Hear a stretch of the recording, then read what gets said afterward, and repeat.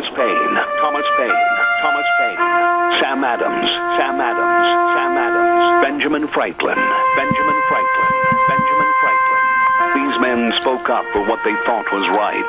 From their courage came such documents as the Declaration of Independence and the Constitution of the United States. From their willingness to speak what was sometimes unpopular but right, we enjoy such liberties as freedom of speech, the right to keep and bear arms, and freedom of religion. There are those who still wish to oppress our freedoms, and there are still patriots willing to stand up and defend life, liberty, and the pursuit of happiness. Men like Zeb Bell, who honor our founding fathers and what they stood for. It's now time for Zeb at the ranch, speaking up and defending your freedoms. Brought to you by Magic Valley Les Schwab Tire Centers and all of the other great advertisers on the program. And now, Zeb Bell. The late, great cowboy philosopher Will Rogers said this, and oh, is this true? Quote, "The short memories of American voters is what keeps our politicians in office." Amen. Good morning, everybody. Here comes Kate Smith, and God bless America, followed by a patriot to call in. Come on, patriots, get on the phone and call for the Pledge of Allegiance. Good morning.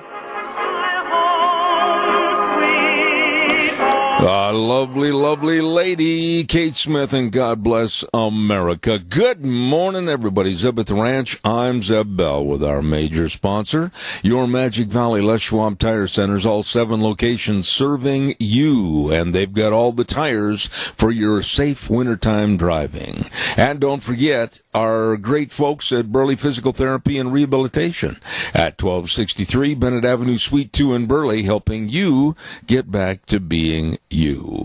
Right now, let's go to the phone line and have our Pledge of Allegiance. Good morning.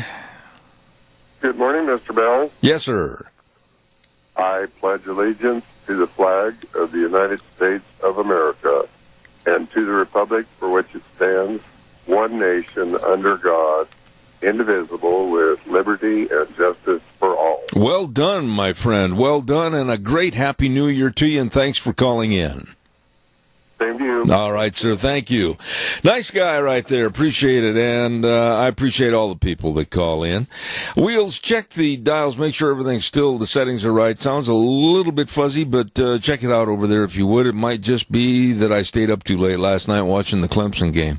Weather forecast is coming up next. K&R Rental, 256 South, 600 west of Hayburn, with Roger and the whole crew getting there early in the morning to serve you with the best of rental tools and equipment. Everything you need right there. And if you're not sure what you need, then just give them a call. 678-3122.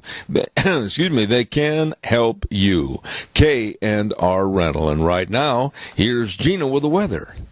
Looking at partly sunny skies for today and still a little bit on the breezy side. Here's your weather forecast. High of 34 is what we're looking at. Winds out of the east-northeast, right around 10 miles an hour. Gusts as high as 21 miles an hour under partly sunny skies.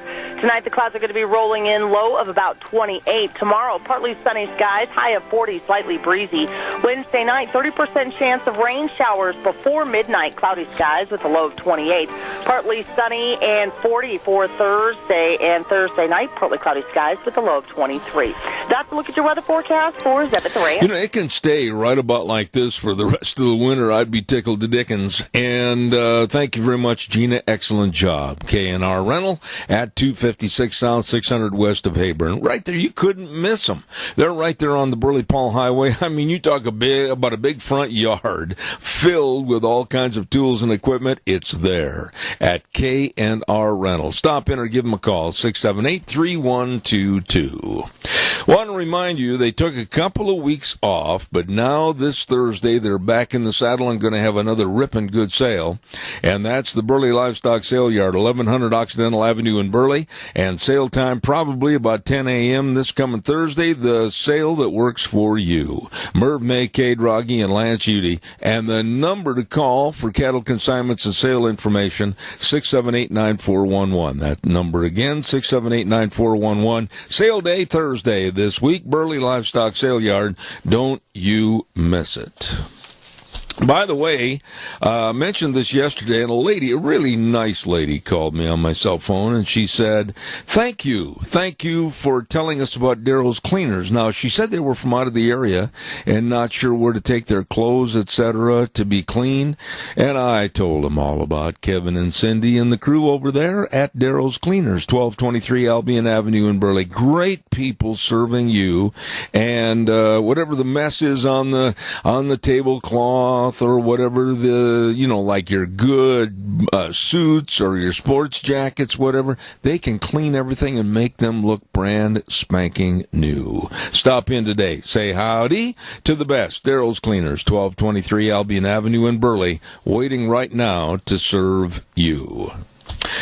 The giant has fallen. And I'll tell you what, he fell hard, really hard. Clemson defeats Alabama 44-16 to win the college football championship. And Clemson with an excellent, fast, smart football team. And they were spotless this year with a 15-0 record. And what have they been? Champs now 2 of the last 3 years. And wow, I see no reason with that great freshman quarterback and a lot of the returning people, sophomores, juniors, etc. Clemson could turn into the powerhouse that Alabama is and has been. And it should be a great year next year for college football. But Clemson, right now, with the World Championship College Trophy for being the best in the land, defeating Alabama. It was a great game. I enjoyed it.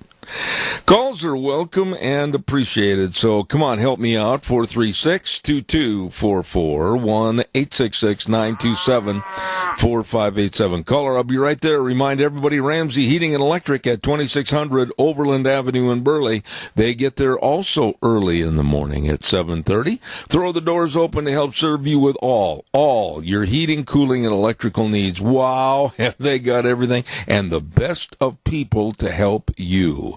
Ramsey Heating and Electric, 678-0459, where they provide warm winters and cool summers at Ramsey Heating and Electric. Caller, good morning, and thank you for your call. Of that freshman wide receiver. What was that again? You weren't, Wheels didn't have you turned up. Say it again. What did you think of the catches that freshman wide receiver made? You know, it wasn't just the freshman wide receiver. It wasn't just the freshman quarterback, a true freshman. It wasn't just some outstanding play by some behemoths that can run like deer on the defensive line. That team impressed me. He did. The whole team did. And that young man, those one-hand catches was just almost unreal for a freshman. You know what bothers me, though? And I'll say this, the accolades and all the press and all the news media that'll be fawning over these kids, and they are kids, for the next couple of days or weeks, you know, because they are the national champions, it makes me a little bit nervous that some of these kids are going to get so big-headed and they're going to have such an ego problem, they might think, well, I'm ready to go pro. Yes, that's very true. First, they need an education before they go out into the real world, and that's what they should very well consider, because they're getting a free education to entertain and bring money into the universities, and they need to weigh this out. Well, you know, I've had a lot of people, and I'm one of them, and caller number 2, don't go away, I'll be right there. I'm one of them that say, you know, when it comes to football, where the longevity factor is maybe here today, gone tomorrow, if somebody really has a handle on playing the game and playing it better than most of his peers, and there's an opportunity to go pro and sign a multi-gazillion-dollar contract, I'm going to probably surprise you, Doug, and I'm going to say, go do it. But with the money, I certainly hope they're smart enough to realize that the here today, gone tomorrow philosophy might put them back where they're looking for a job, looking for a future, looking for a career, and they better fall back on their education. Exactly. Like that young man from Hammett that played for Green Bay. Yep. And I know his family. They do my laundry, my uniforms. Well, they're a shirt-tail relation of mine. Yes, and he has done very well. Yeah. He He's never bought into the big homes. He never bought into the big fancy cars.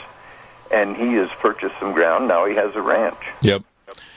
And well. The same can be said for all of these kids last night. I just don't want somebody to go start waving a NFL contract in front of these kids as freshmen and sophomore when really they climbed one mountain and they stuck their flag on top of the mountain last night.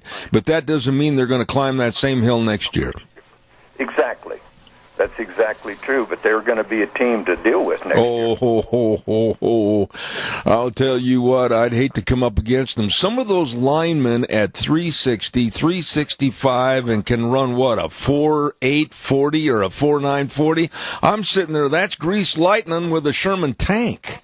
Oh, yeah. Yes, it is. And that little running back, boy, he's quick and tough. Anyway, it was a great game to watch. I appreciate it. Doug, I got another call waiting. Thank you so much.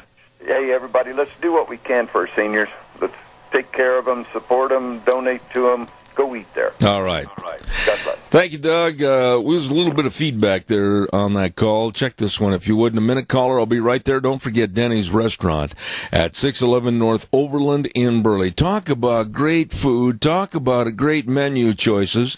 I'm holding in my hand, as a matter of fact, one of the great new menus with all the different sandwiches and burgers and everything. Wow. I mean, breakfast, lunch, or dinner anytime, all the time. At, of course, Denny's Restaurant, America's Diner.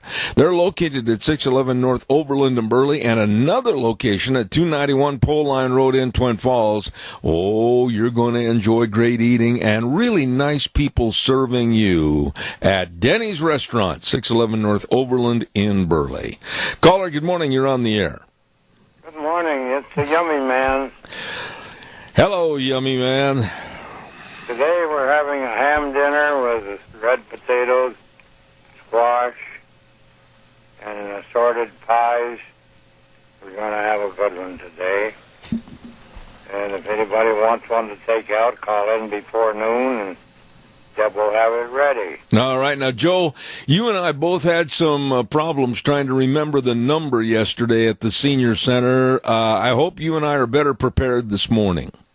Well, let's try 208-878-8646.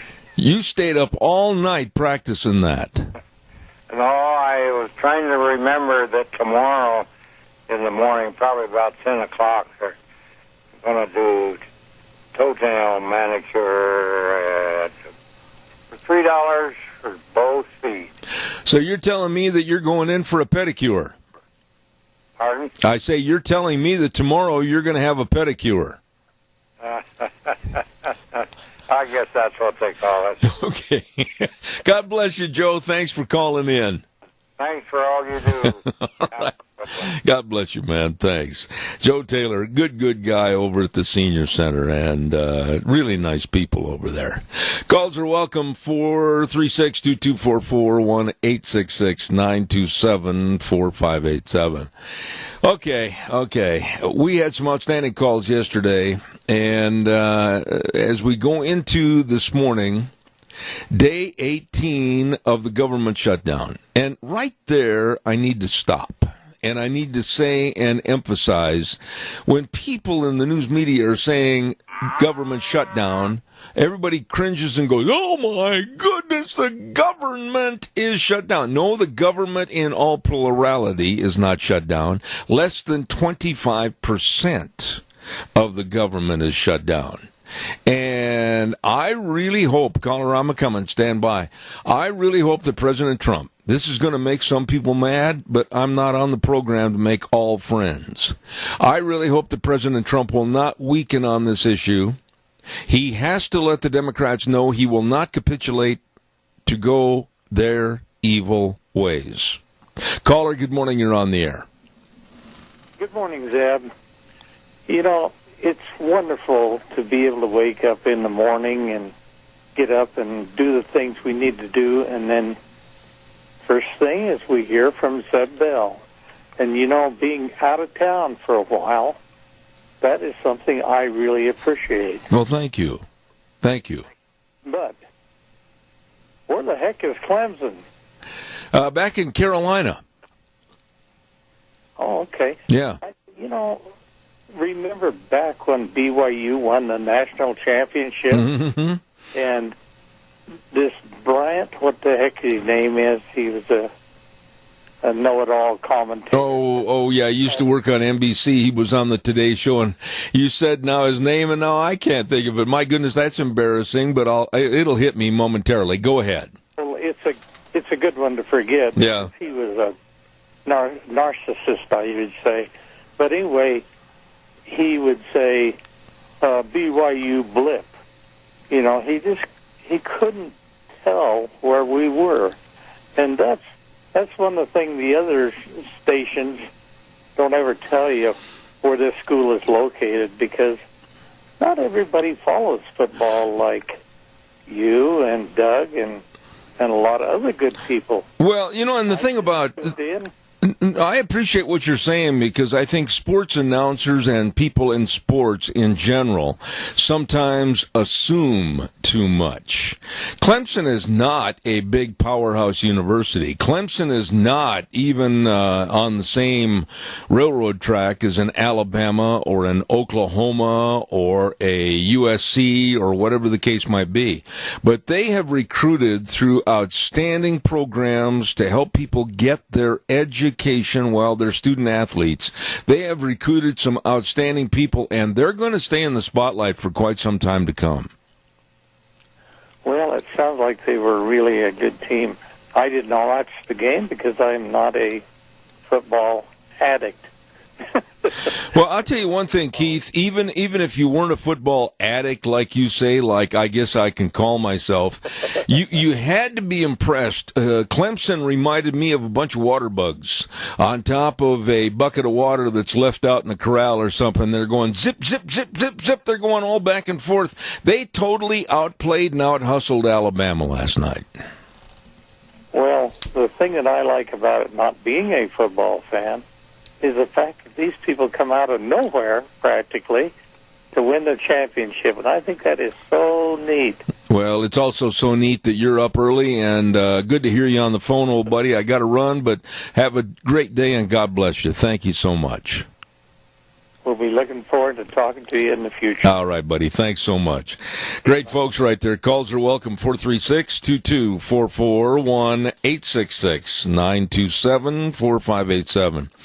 You know, I mentioned this the other day, and then I took a pretty good tumble the other day too, and when you got an ache and a pain, or maybe you're recovering from a broken bone or surgery, whatever, you just aren't yourself. Well, I know some people that can help you get back to being you, and that's of course Burley Physical Therapy and Rehabilitation at 1263 Bennett Avenue, Suite 2 in Burley. Nick Greenwell and the entire staff, they know all the exercises, and they've also got the advantage of having that hydrotherapy pool over there, the only one of its kind in the area. Woo-hoo! Help you get back to being you. Make an appointment today. 678-1191. Burley Physical Therapy and Rehabilitation at 1263 Bennett Avenue, Suite 2 in Burley.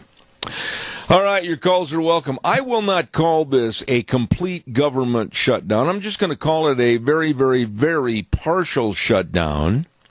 And the Democrats, you've heard this. I want to get your opinion on this. Really, you mean a lot. And you're, as an audience, I think the most straight-on, knowledgeable people that I've talked to anywhere, anytime. The Democrats are saying, and this part just really bothers me, they're saying, well, listen, you open the government up again, Trump, and then we, the saintly Democrats, will sit down and negotiate. What? No one in their right mind, and of course when you say right mind, you cannot be referring to the Democrats, no one in their right mind would give away or capitulate their bargaining chip of power to sit down with the eventuality that the other side might come to the table and they might negotiate. Ain't gonna happen that way. So, we're in day 18 of the shutdown.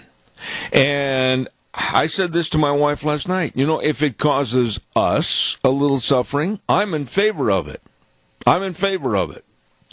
Because I do not want to give up the fact that this man, Donald Trump, and his administration are trying to protect our open borders, which are sinister and evil. And anybody that supports the open borders for this United States, supports sanctuary cities and even sanctuary states, they need to be defeated. Absolutely.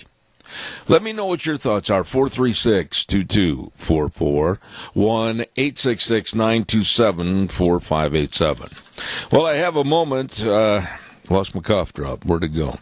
Don't forget Ark Animal Hospital at 750 21st Street near Connection Credit Union in Heyburn. Oh, my goodness, Dr. Bill, Dr. Jordan, the whole crew. They really care for your pets and your animals, and they want everything to be healthy. Everything to be healthy. You know, and cuts and abrasions, they happen, and miscellaneous diseases and sicknesses and everything. But the one thing you can avoid is make sure that they have plenty of water to keep their systems really in good shape. And in the cold weather, make sure they've got a lot of water that's in like heated buckets or heated tubs. Absolutely.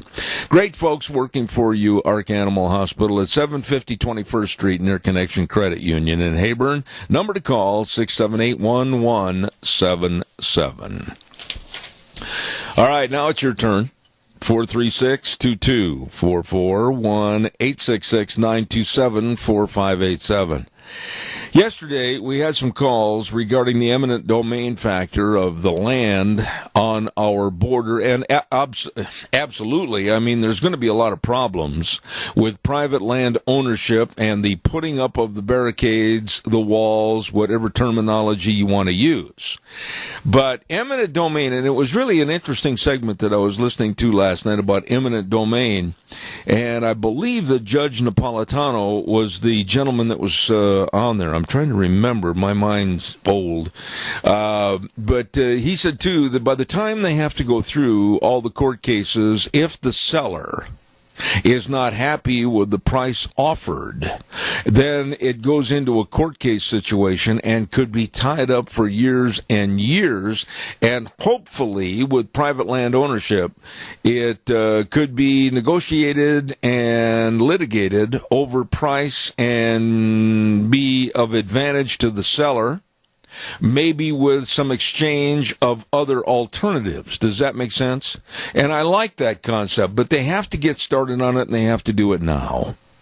And if they try to tie it up in the courts with somebody who said, I'm not going to sell for $10,000 an acre, I want $10,001, and they're going to tie it up in the courts, maybe there can be some quick negotiation to stop and stymie the problem. That remains to be seen.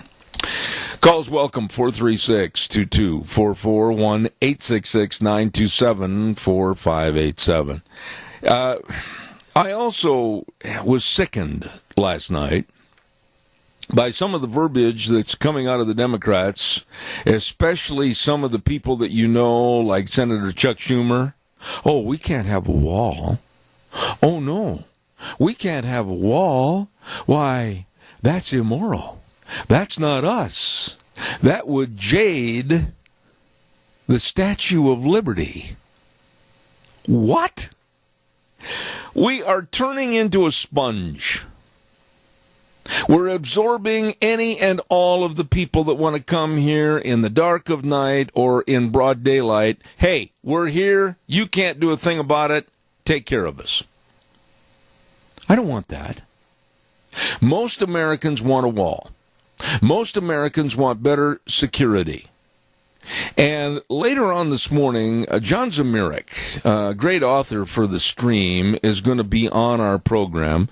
And he likens what's going on the border right now to the same thing of, okay, tonight when you go to bed, take a pliers and a screwdriver and finagle to get your door off the hinges. Put the door off to the side, open it up, turn the lights on, and just basically tell the world, y'all come on in. That's what we're doing. Y'all just come on in. And enough is enough. Frosty's going to be on in about 30 minutes or so, and we're going to be talking about the same thing. Steny Hoyer, another Dem, said that they will not negotiate with Trump and the Republicans until Trump capitulates, apologizes, and opens up the government. Why should he? And then Democrat Jerry Nadler yesterday, that chubby little fat guy, he's about 5'1", looks like a human bowling ball. He said that all Trump is going to do tonight when he addresses the nation is just lie, lie, lie. That's what they're up against.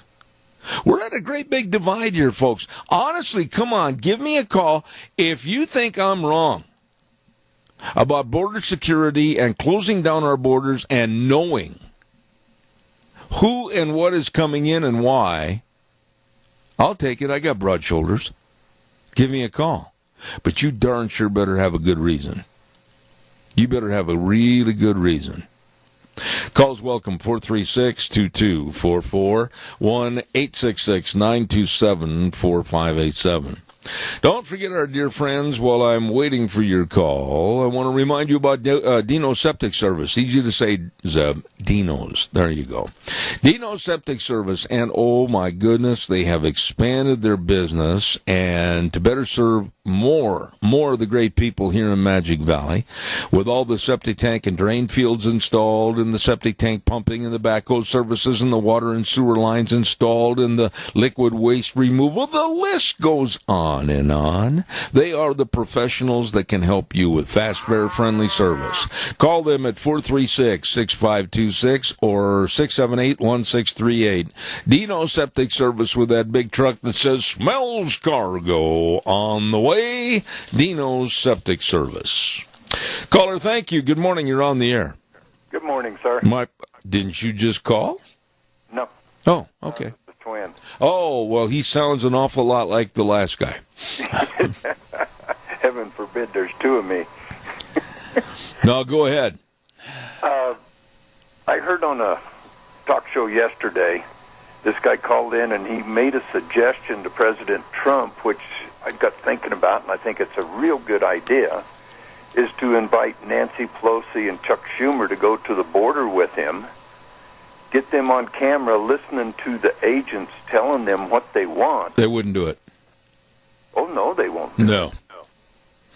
But they won't even go to a negotiation with the vice president. They send their aides. Yeah. And they basically, and when they had an opportunity to listen about the facts and the figures of what's going on across the border in Texas, Arizona, etc., the other day with Kristen Nielsen with Homeland Security, they got up and walked out. These are really unclass or low class, no class individuals. Exactly. They do not want the facts because the facts are against them. Yep. That's why they're coming out now saying that President Trump is just going to lie when he does this address. He should have done this address on December 26th, 28th, and the 30th, every 2 days, and saying, I'm here in Washington, and there is nobody even wanting to talk to me. You know, Doug, the Democrats, and I don't care if we offend somebody here locally, it's the truth. If they're so offended, then maybe they should get on the telephone and call their state leadership, which would call the national leadership, whatever. I don't care. But it's almost like little kids. You ever see a little kid on the playground, and when they don't want to hear something, they put their hands over their ears and they go, nah, I can't hear you. That's how these dumb Democrats are acting. Exactly. Or they just turn away and stick their hand up and say, speak to the hand. Yeah, I mean, such childish attitudes. Exactly. They do not want to solve this problem because if they solve this problem, one, President Trump gets a win. Two, they won't have this to run on in their future elections. How many years have they been talking about taking care of the immigration problem and the borders and running on that?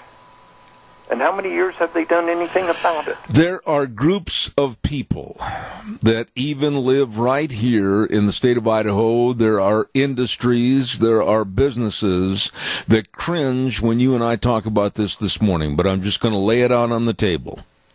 We have got to curb the influx of illegal aliens coming into this country, and we need to do it now. We are not an open border sponge that can take any and all. We do not know who they are. We do not know what they represent. We do not know what kind of actions they want to take against this country.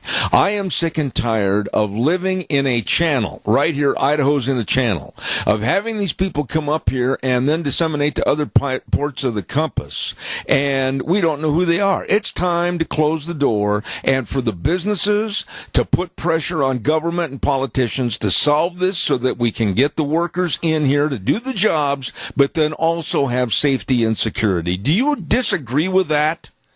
No. There is a program to bring workers in.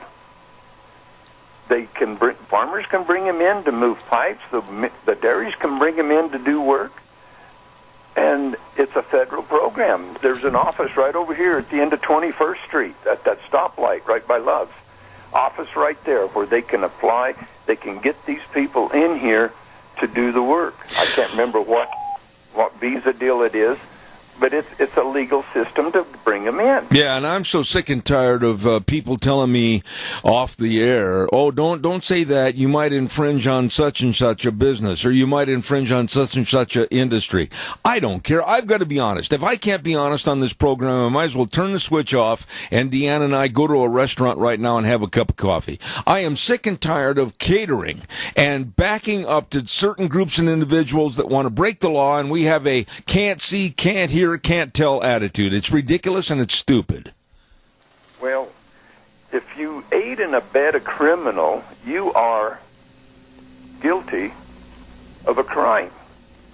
And where these mayors and these people that are sending money to these sanctuary cities, they are aiding and abetting criminals.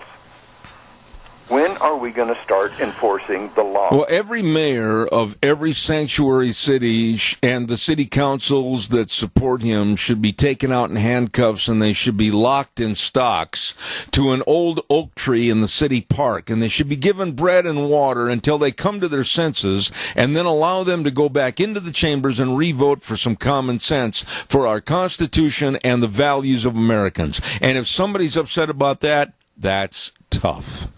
Well, we need to enforce the laws, everybody and every law.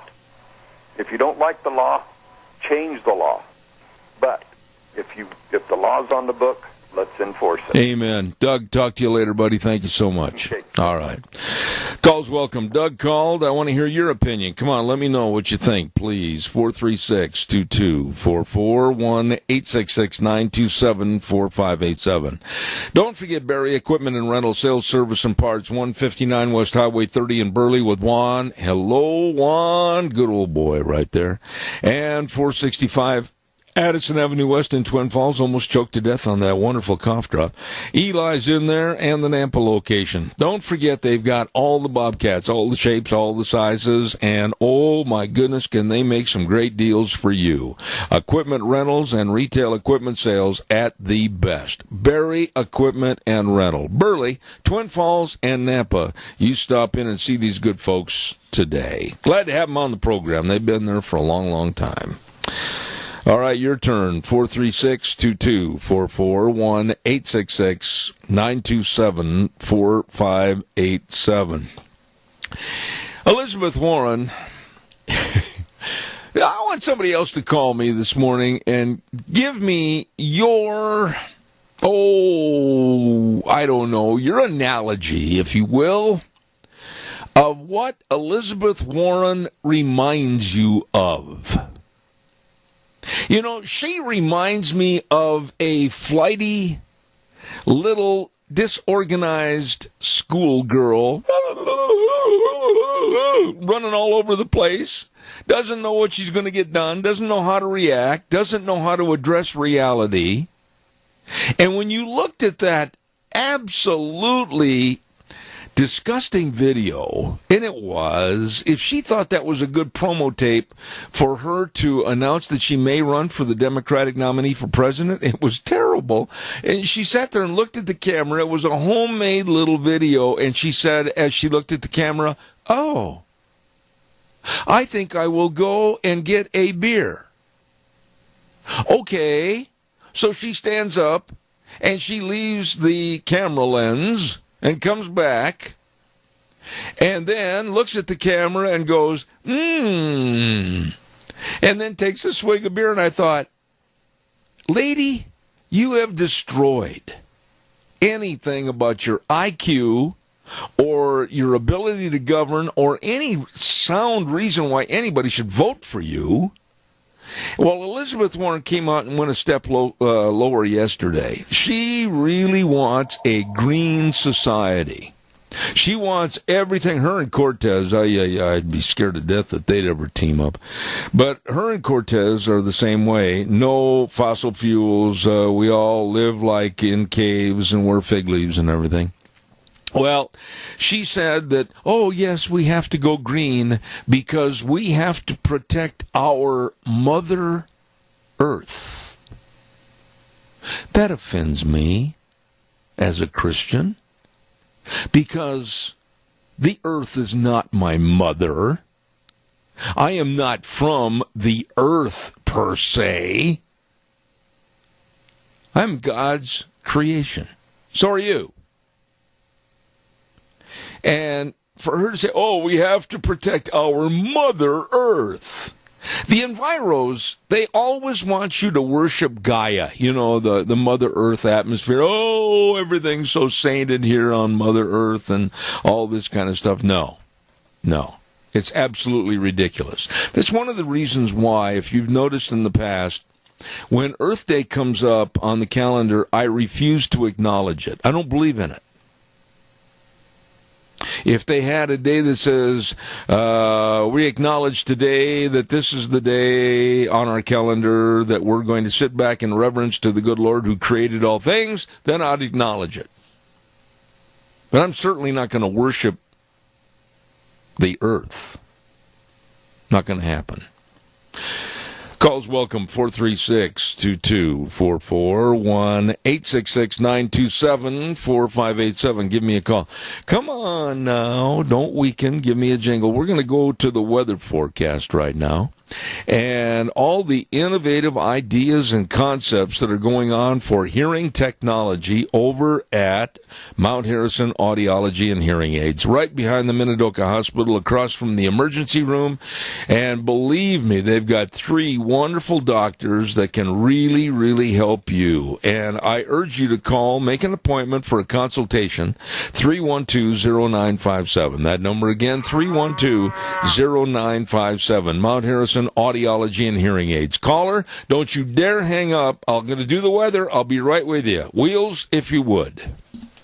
Looking at partly sunny skies for today and still a little bit on the breezy side. Here's your weather forecast. High of 34 is what we're looking at. Winds out of the east-northeast, right around 10 miles an hour. Gusts as high as 21 miles an hour under partly sunny skies. Tonight, the clouds are going to be rolling in, low of about 28. Tomorrow, partly sunny skies, high of 40, slightly breezy. Wednesday night, 30% chance of rain showers before midnight. Cloudy skies with a low of 28. Partly sunny and 40 for Thursday and Thursday night. Partly cloudy skies with a low of 23. That's a look at your weather forecast for Zeb at the radio. Oh, she does a great job. Thank you, Gina. 3 great doctors, audiologists over at Mount Harrison Audiology and Hearing Aids. Christine Pickup, Courtney Mitchell, and Shane Hunsaker working with and for you for better hearing health. Number to call, 312-0957. Caller, you have been so patient. Go ahead, please. Well, I'm just a patient person. All righty. Okay. You did a commercial here just a little bit ago about Ark Animal Hospital. It made me think of something you were talking about the other day about PETA. You know, and we see these commercials on TV wanting you to send $19 a month to PETA and this ASEP or whatever it is. You know, and I think, you know, I'd a lot rather send $19 to a place like Ark Animal Hospital. No. Well, that's a good thing. Yeah, well, listen, I've always said, wait a minute. Your point's very well taken. PETA and Humane Society of the United States, they are leeches. They are blood leeches that have used and abused the privilege of the public supporting them with donations. HSUS has been accused of and has been solidified that they have committed many crimes against the people that have sent the money in. The money didn't go for the sources as needed. And I say support locally. There are so many animal shelters right here in this area that need the money to take care of the pets. And I much rather have people send a check, or whether it's $10, $100, $1,000, whatever it might be, on a local basis, so you can see your money working for the pets.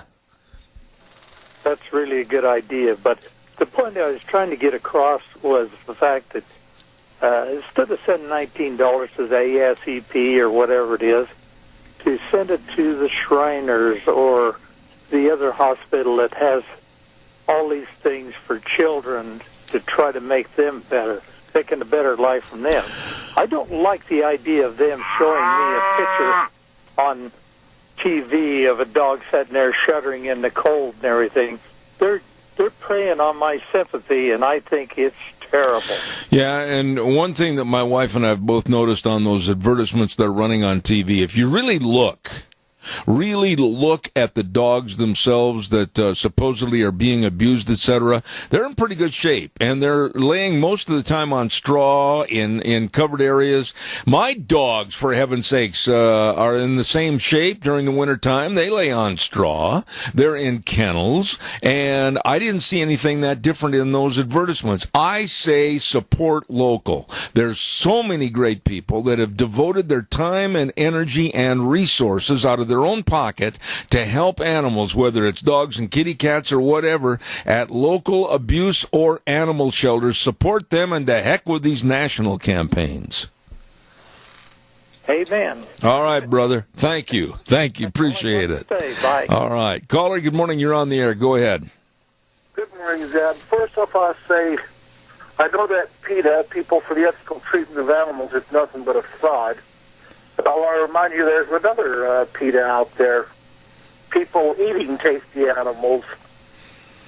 Well, God gave us the animals. God gave humans the dominion over everything on this great earth, and to use and not abuse. And I'm just going to leave it at that. And I do not believe in sending checks back to HSUS. They're nothing but blood leeches that are trying to suck the community dry of money. I do not believe in PETA. There's a lot of organizations I do not believe in, and I will condemn on my program. But there are a lot of great people locally that are trying to take care and help animals that maybe have been left behind or animals that have been abused. Send the checks to them locally so that it can really help something instead of lining the pocket of a bureaucrat. Exactly. Just like the organization that I got my black lab from. They rescued her as a puppy, and it's clear from her attitude that she had been abused before, you know. Yeah. But this organization, they rescued her, and now I have her. All right, well, you take care of her. Wonderful dogs I think I've had. All right, buddy. Well, listen, we appreciate it, Rod. Thank you so much for your call. Appreciate it. Yep, and I'll be using your sponsor, Ark Animal Hospital, tomorrow. All right, you tell them I told you to get over there. Thank you, sir. Don't forget some other great friends that they just started on our program a couple of days ago. Patterson's at 421 East Main in Burley. We were in there the other day. Holy cow, they've got all your electronic needs. They've got home theater systems. They've got video surveillance cameras, and a lot of people need to check on those right now, and they are really good. And they've got the installation available for you, and they've got all the car stereos and the speakers, complete sound systems, television sets. Whoa! What are you waiting for? You better get in there. They're open Monday through Saturday, 9 to 6, and they would love to see you at Patterson's. Great store, nice people, 421 East Main in Burley. You stop in and see them today. All right, give me a call today. right now, if you would, please, at 436-2244, 1-866-927-4587. Oh, by the way, did you hear? To me, it's so silly. This is 2019 in the very early stages, January 8th. And we still have almost 2 years before the next presidential election. Lord help us all. And right now, I have lost count. I literally have lost count of all the Democrats that have said they want to throw their hat into the ring. Well, they don't need a ring. They need a great big Rose Bowl. I'm telling you. The list of, what do they got now? Like 973 Democrats want to become president? Yeah, I know that's an exaggeration, but the list goes on and on and on. And some of these people that want to run and throw their name up possibly as a nominee for the presidential nod on the Democratic Party, holy cow, they don't deserve to run for president. They deserve to have a straitjacket put on. Some of those are doot, doot, doot, doot, doot, doot, doot, doot. And Joe Biden, and this really is something funny. Joe Biden looked at the herd of Democrats the other day, and I'm paraphrasing, but he said, well, I don't know, if no one else is really qualified, I guess I'll do it. It's almost like, gee, I don't want to be the city dog catcher, but if nobody else wants the job, oh, I guess I could do it. Oh, golly darn. But here's a guy, what is Joe Biden right now? 78? And he'll be 80 by the time of the November elections in 2020? What are they going to do? Wheel him into the polls so he can vote? I mean, this is ridiculous. I think there should be an age limit on the other side, not just the youthfulness, but also for elderly and possible senility. I can say that because I'm old. And Joe Biden, I hope, does not run. I hope he does not run, because I don't think he would stand up with the pressure. Being what, at the end of his first term, 84, 85? Come on, give me a break. Don't forget your Magic Valley Les Schwab Tire Centers. All 7 locations serving you with the best of tires. And, of course, they've got all the tires for the different driving conditions, whatever the road throws at you, whether it's snow or slush or ice or muck or yuck or whatever. I mean, they've got all the tires for your cars, pickups, and SUVs. And, of course, don't forget the best in brake service with highly trained brake technicians, front-end alignment, shocks and struts, batteries.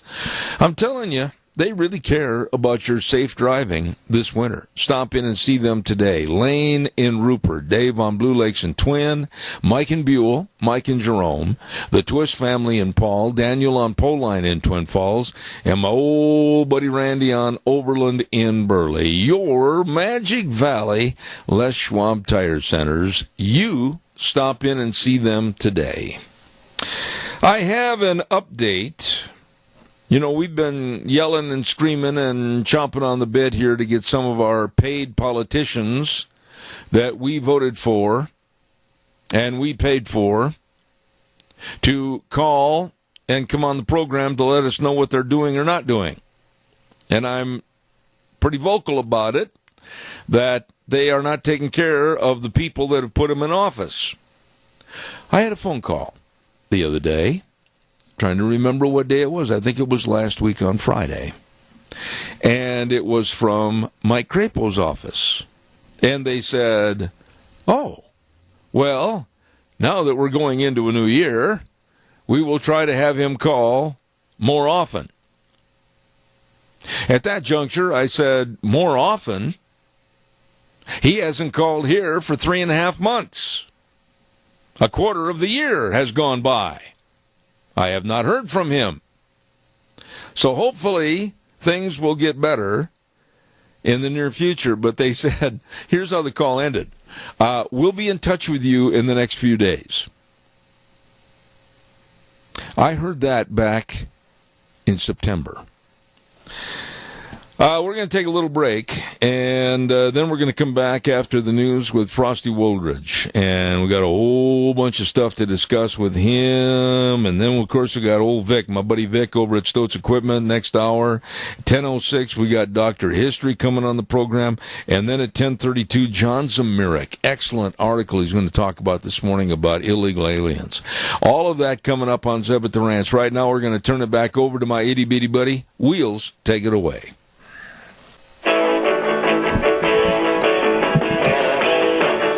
Good morning, and welcome back. Zeb at the Ranch on a Tuesday, January the 8th. Sunny skies out there. Looks pretty good. Enjoy your day. Brought to you by our major sponsor, your Magic Valley Les Schwab Tire Centers, all 7 locations serving you. And, of course, don't forget, too, some of our great advertisers like Burley Physical Therapy and Rehabilitation at 1263 Bennett Avenue, Suite 2 in Burley, helping you get back to being you. Right now, Wheels, this good word for Western Waste. From the canyons of the Snake River and all across southern Idaho, we're always at your disposal. Western Waste Services, we care about our community, our resources, and this great land. Western Waste Services is lending a hand, always at your disposal. I was talking to some folks the other day, and they said after the Christmas holidays and having all the family here and the grandkids, in some cases the great-grandkids, they had boxes and boxes, empty boxes and paper and everything. They said, holy moly, what are we going to do with all this? I said, why don't you get a dumpster from Western Waste Services? They've got them in various sizes. They can deliver. You fill it up, and then they'll come pick it up. It's easy. Call 734-6969. Always at your disposal. Western Waste Services. You give them a call today. Want to also remind you about Holly Rowe and a great business, and that's Minnecasia Hearts for Seniors at 135 East 23rd Drive in Burley. If you're a senior, you want to stay at home. I don't blame you. But you might need a little help, maybe a little help with some daily chores, or maybe some meal preparation, or light housekeeping, whatever it might be. Hey, call Minnecasia Hearts for Seniors. They can and they will help you. Absolutely. The number, 312-5715. That number again, 312-5715. And they're on Medicaid and VA approved and also take private pay. Please give them a call today. Minnecasia Hearts for Seniors, 312-5715. It goes without saying that, and I'm not tooting my horn, I'm just telling you the truth. I put a lot of time and effort into this program every week. I make sure that I have all the different news items and stories as segments on my program. One of the gentlemen that has been with me on my program for a long, long time, and why is he on my program? Because he's one of the best and most knowledgeable. If he wasn't, I wouldn't have him on the air. And he knows more about and has forgotten, I think, more about illegal immigration than anybody else, especially some of our so-called politicians. And I say a good morning to my dear friend, Frosty Woldridge. And good morning, Zeb, and just a Happy New Year to you and Deanne and all of your family, and certainly to everyone listening out there. Happy 2019. I'm going to predict that it's going to be a tumultuous year on many fronts, whether we now have 2 Muslims who are really quite vile in the United States House of Representatives, and, of course, all of the other consequences that are occurring with the House takeover by the Democrats. We're going to find even more fragmenting and more fracturing of our country. No, wait, I want to interrupt you right there. You know, and Wheels, turn Frosty up just a little bit in my headsets, please. Frosty, you have touched on a subject right now that I am absolutely infuriated about, and I don't care if some Nimrod calls me racist or bigoted or whatever. Here were 2 women Two Muslim women that absolutely, one wanted to have her hand on the Quran and the other one wore a Palestinian garb for her inauguration. I find that despicable, and they should have been thrown out. They should be being greeters at Walmart instead of on the congressional docket back in Washington, D.C. This is not the America that I was born and brought up in, where we honor our flag and our Constitution, and these women are not those people. Well, at some point, they will commit treasonous acts and literally have to be, on ethics charges, have to be thrown out of the House of Representatives. And again, I want everyone to understand that I researched this quite thoroughly, and Islam is not a religion. It's a political, economic system with a religious fervor that is unknown in the world by any other religion. What do all the religions in the United States have other than Islam? You got the Baptists, you got the Lutherans, you got the Evangelicals, you got the Catholics, you got the Protestants, you got the Methodists, you got it goes all the way down the line. What is the one theme about all of these religions? And of course, all of these religions are not out to overthrow the United States of America or usurp the U.S. Constitution, but in fact, every member of all these churches supports the U.S. Constitution, except one, and that is Islam. Islam is out to destroy the United States Constitution and supplant it, if you will, with Sharia law. That is the prime directive of all Muslims in America. And now you've got two of them in the House of Representatives.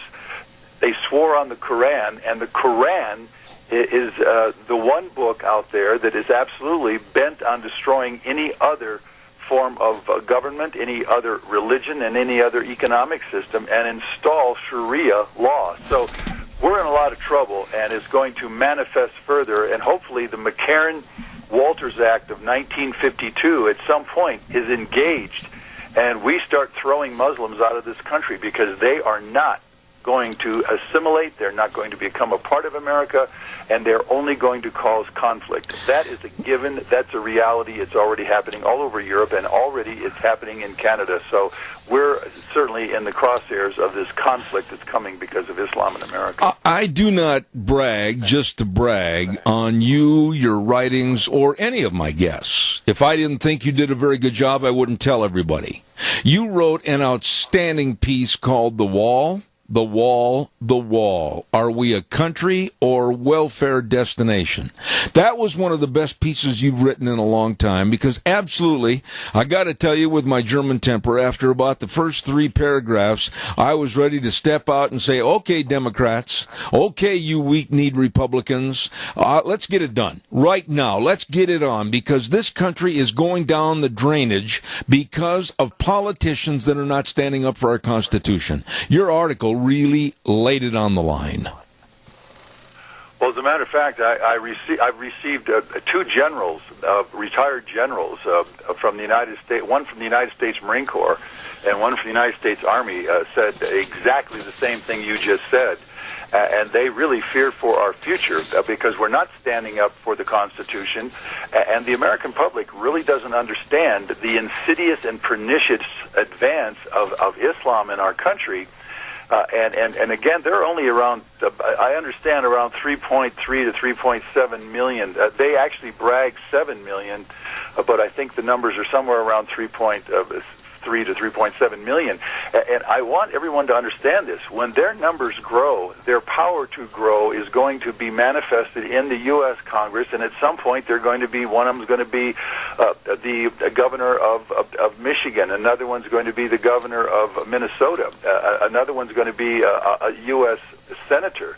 And once they start pushing in and they get their noses under the tent, and then they get their haunches into the tent, and then all of a sudden they're into the tent with the sheer numbers, we're going to see a tremendous conflict in this country as we, the American people, start fighting back. Just like, and I guarantee you this, those yellow vests over in France right now that are literally rioting against Macron and all of the EU, they're fighting for their lives. And it's not about the gas tax, folks. It's about immigration. How do I know? My brother Rex lives over there. He tells me every week what's actually going on. You are not getting the facts from the mainstream media. Somebody like Jake Tapper or an Anderson Cooper or NPR, you're not getting the facts. They're not telling you what's actually going on over there.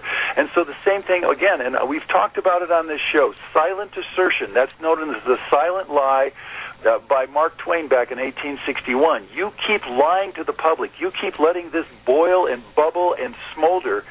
And at some point, it all starts to break loose.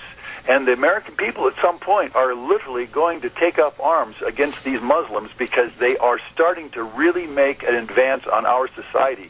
And those two women that are in there now, along with Keith Ellison, the other former Muslim from Minneapolis, they are not of our country. They're not of our religion. They're not of our ethos. They're not of our language.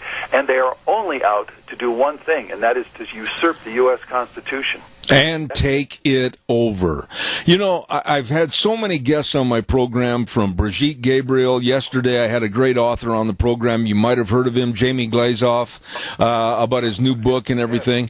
I'm telling you, Frosty, the naivete of the American public, the naivete of this area right here in southern Idaho, with the so-called leadership in some of the cities and some of the towns and communities. Absolutely, they can't see the forest because a tree's standing in their nose.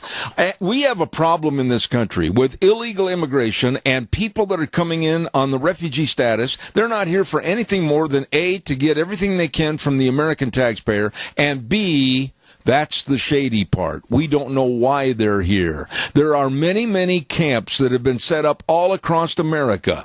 I've had Martin Moyer, the author of Twilight in America, that wrote a book all about the 35-plus training camps for these terrorists. It's going on here in the United States, and we're just so damn naive we can't see it. Well, we're not only naive. There is an extraordinary thrust by the mainstream media to hide it. We now know, in fact, in Sweden, they now have Ebola has been introduced because of these migrants coming in from Africa. And you know, Ebola is one of the worst, most contagious diseases, and it just kills Africans by the millions over there. And it's now starting to make its way into Europe. I just got that news last night. And so, again, what happens when we start getting all of these third world diseases that we're not going to be able to contain them, but we're certainly not going to be able to contain the kind of violence. I want every person listening today to understand that a woman has no value in Islam. A woman is absolutely 1/4 of the value of a man in Islam. The 20,000 honor killings every year, the female genital mutilation, that's all here in America right now. And women in all of Germany, of France, there's over 100 no-go zones now, but they can't even walk down the streets anymore in Oslo, Norway, or Stockholm, Sweden, or Malmo, because they can be raped. Literally, these people are animals. And you can't get around it. They are simply animals. They are not civilized, and they're not going to be civilized. I will say, in fact, we are going to have more homegrown terrorists in our country as this numbers continues to grow. That's what's coming at America right now, full speed, Zeb. I want to say this about those two women from Michigan and Minnesota that were elected for our Congress, along with Keith Ellison, etc., from back in that area. A lot of people have called me after the program. It seems that's when some of the not courageous people want to call and chew me out. And they said, well, if the Muslims were so bad, they wouldn't have allowed these two women to run. And I said, no. It's all a part of misleading and misdirecting. When you run a pass option play to the left and you throw to the right, you've misled the defense. And that's what's going on with Islam in this country. I dare you to disagree with me. Absolutely, 100%. You just exactly said it. We're being misled. And just like that Mahomes kid there for Kansas City, he is really good at that, misleading the defenses. He's running left and he's passing right, and he's really good at it. Well, I can guarantee you this: the Muslims are getting more clever. They are becoming more pernicious. They're becoming emboldened, and they will continue. I mean, does anybody think that a Muslim who signs themselves into the House of Representatives is going to serve the American people, going to serve the U.S. Constitution? The Quran itself is the device that is absolutely out to collapse and to displace any host country, any community, and it's happening all over Europe right now. It's happening. In fact, just last weekend there were 60 demonstrations in Canada. And how do I know? Because I have very good friends in Canada who are also writers. They are now having yellow jackets in Canada that are protesting and demonstrating in 60 cities yesterday. And did you hear much about it, about Canada and their own yellow vests? Nope, you didn't, because Canada is also being sieged, if you will, besieged by Islam and all of these immigrants that are being pushed by Justin Trudeau. I'm telling you, we are being misdirected all across the Western world to see how fast they can literally create complete collapses of Western society. And boy, once this all happens, every woman in America is at risk. Every girl in America is at risk. This religion does have no respect whatsoever for women, for civil rights, for religious rights, for the right to dress, to the right to think. It's all about Allah. It's all about the Quran. It's all about submission. That's what it's all about. So yes, you're exactly correct, and I will stand up to the last breath of my life against this thing that's coming into America. And the McCarran Walters Act of 1952 should absolutely be enforced, and we should start tossing them out of our country if they make one breath the wrong way. We should be tossing them out. We should toss them all out in the first place. We should have never let them come in, but we should start tossing them out, especially those two House reps. They should be tossed out because the ethics charges are coming at them full speed. You can't wrap yourself in the Palestinian flag and pretend to be a U.S. House of Representative. It's impossible. Absolutely. There is one paragraph, and I want to read it in this latest piece that you wrote because I think it sums up what you and I have been discussing on this program for years and years, the apathy and the naivete of America. I'm going to read it. This is Frosty's words. These are Frosty's words. Sometimes I wonder if the citizens of this country simply grow tired of their freedoms, their citizenship, their language, their culture, and their way of life. They become apathetic, lazy, and complacent. They don't vote, and they don't engage. In those three little lines, you summed up the problem that we have right now. They don't engage. They don't want to make themselves knowledgeable about what the problems are. They'd rather sit back and call you and I bigots and hate mongers instead of finding out the truth for themselves. They're lazy. They don't want to go out and they don't want to vote. They find a million excuses. You summed it up, buddy. Well, painfully so. And painfully, those are the facts. The American people are not engaging in this discussion. They are not engaging in this debate. What are they doing? They're worried about whether the Kansas City Chiefs beat the Steelers. I mean, they're worried about who wins an NBA game or not. They're worried about their college teams when the complete infrastructure of America's complete constitutional republic is literally being eroded by the ones that are coming at us, and they're coming at us from the southern borders. Again, and here's the thing that's frustrating to me: Trump had 2 years with he owned the House, and he owned the Senate, and he owned the presidency. Why wasn't the wall built? Why weren't the ICE agents able to sweep across this country and start taking Marriott CEO, McDonald's CEO, landscape firms, painting firms, Hormel Foods, Tyson Chicken? Why didn't they go after all of these employers of illegal aliens and all of the landlords that are housing them and all the transportation, because it's all against the law to transport, house, and employ an illegal alien, and it's a pretty nasty $2,000 fine for each one and up to 5 years in prison. And none of that was completed in the last 2 years. And now, with Nancy Pelosi, who is absolutely anti-American, she stands up for illegality and illegal aliens, along with Charles Schumer from New York, more than American citizens. And what's even more frustrating, there are 240 minimum 240 sanctuary cities in this country where the mayor and the city councils voted to give immunity from arrest to all the illegal aliens inside those communities, and so there's free reign anarchy going on in this country. And we think we're going to escape what's happening to Europe right now.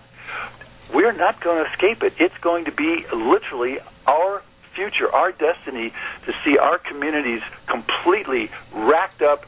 Our schools are being completely eroded by having to speak Spanish. Again, here in Denver, 173 different languages. I don't know what else to say to give anyone that's listening to this broadcast an understanding that this country cannot survive this kind of infusion of people who are not a part of America, don't want to become a part of America, and simply want to create parallel societies and parallel political systems. It is the balkanization of America, and I've stated it many, many times, and I don't know what else to do to motivate people to start standing up and speaking out, Zeb. I just don't know. Well, and let's not just point our finger at the Democrats. No, don't do that, because I'm going to jump right in and I'm going to say the likes of John Boehner from past years, the likes of Mitch McConnell, even though he's in a posthumous situation, John McCain. I criticize each and every one of them. You're Cory Booker, Paul Ryan, the list goes on of people that have not addressed the problem and done a doggone thing. And that's right. And what it shows me is that there are some extraordinarily powerful people. Because Boehner, when he was in, he stomped on E-Verify. Notice that E-Verify has not been passed with the last 2 years when the Republicans owned the House and the Senate and the presidency. Why? Because there are such powerful forces out there that want illegal immigration into this country, who want to keep pouring in 1.2 million legal immigrants into this country that are so complete. The diversity and multiculturalism that's being infected into our country is what's going to destroy our country, and is doing that right now. And so there are powerful forces with a tremendous amount of money, whether it's the banker elite, whether it's the military-industrial complex elite, whether it's the textiles elite. What you're seeing is a complete breakdown of America's rule of law and our society as to language and our ethos, and somebody's doing it. I don't know who's doing it, but they are accelerating it, and we, the American people, are sitting here watching it, and at some point, there will be a whole bunch of yellow vests in this country, but at that point, it's going to be too late. That's what's coming, and I don't know how. I've been with you for over 15 years saying the exact same thing in 1 million different ways, and still, the onslaught and the invasion of America continues. Frosty, I've got to take a break here for a moment, and then I want to come back. I'm going to hold you over a little longer, if you don't mind. And I've got some bills I've got to pay. I'll be right with you. I want to remind everyone about our dear, dear friends and your friends at Hanson Mortuary at 710 6th Street in Rupert. Wonderful, wonderful people. And they serve you and your family. When there's the passing of a loved one, please call the number. They are there to serve you, always with the highest ethical standards, with unquestioned integrity. Joel Heward, manager, his family and staff, serving you and your family. So please call today, and we all should call to get the pre-information on funerals to save a lot of the stress on our families. Call them today. Hanson Mortuary at 710 6th Street in Rupert, 436-5636. And Joel Heward also serving you at Morris and Payne Funeral Home on East Main in Burley. I want to also remind you, too, quickly, as I'm trying to go through my papers, because when a DJ or a talk show host says something like that, the reason they say, well, I want to remind you, too, and then they stumble and stammer, they can't find the paper or the peeper. I've got it right here. Lee's Furniture, Floors, and More. They've got a great, big, huge January flooring event going on right now. Boy, oh boy, you can check it out. Carpet your entire home and save money like never before. Call them for all the information information, Jeff and the rest of the crew, and they've also got luxury vinyl for your entire home. Oh, my goodness. And, of course, for your kitchen and your living room and your hall and your bathroom, utility rooms, please check it out today. Flooring event going on for the month of January at Lee's Furniture, Floors, and More at 459 Overland in Burley. You stop in or give them a call today. Frosty, I want to tell you that I'm holding optimism that President Trump is not going to weaken and he's not going to capitulate. He's not going to roll over like a whale in the water and show his belly to the sun. And I hope he holds firm over this being the 18th day of a partial government shutdown, because that's the only bargaining chip he has. These loony Democrats that are saying, oh, well, open up the government and then we'll negotiate. No.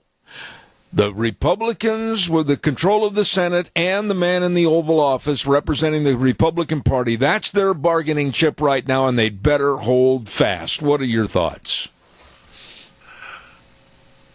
This thing obviously is going to get more contentious.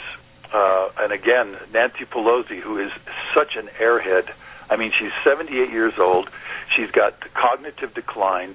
She has no clue of what's going on in America. And her last statement was, these immigrants are the future of America. Yes. What an absolute joke on all Americans to say that all these illegal aliens are the future of America. They drop out of school. They speak other languages. They have no affinity to the United States of America. They're not productive. They're not educated. They're not making a contribution to this country. They're creating underground societies and underground economies, and they're sending $70 billion a year back to their home countries. Where is Nancy Pelosi on this? This is absurd beyond understanding. And so there's no question Trump has got to stand his ground. But again, E-Verify has not been passed, and you're correct. Mitch McConnell has done nothing to get E-Verify passed. So again, what I'm sharing with you is that our own elected officials, once they get into the hallowed halls of Congress, are not serving you, the American citizens. Whether it's these, we have I think it's 700 bases with 450,000 military personnel around the world doing absolutely nothing but just literally forcing America's dominance into other countries. For what purpose? We're paying for that. The $21 trillion debt, we're paying the interest on that. Every day we have to go to work, we got to pay part of our money for those fools up there in Washington, D.C., literally scandalizingly wasting our money on so many projects. And so, yeah, he's got to hold his ground. But again, the American people have got to engage in this. They've got to give support. They've got to call their senators, and they've got to call their House reps, and they've got to say, hey, this is what I want.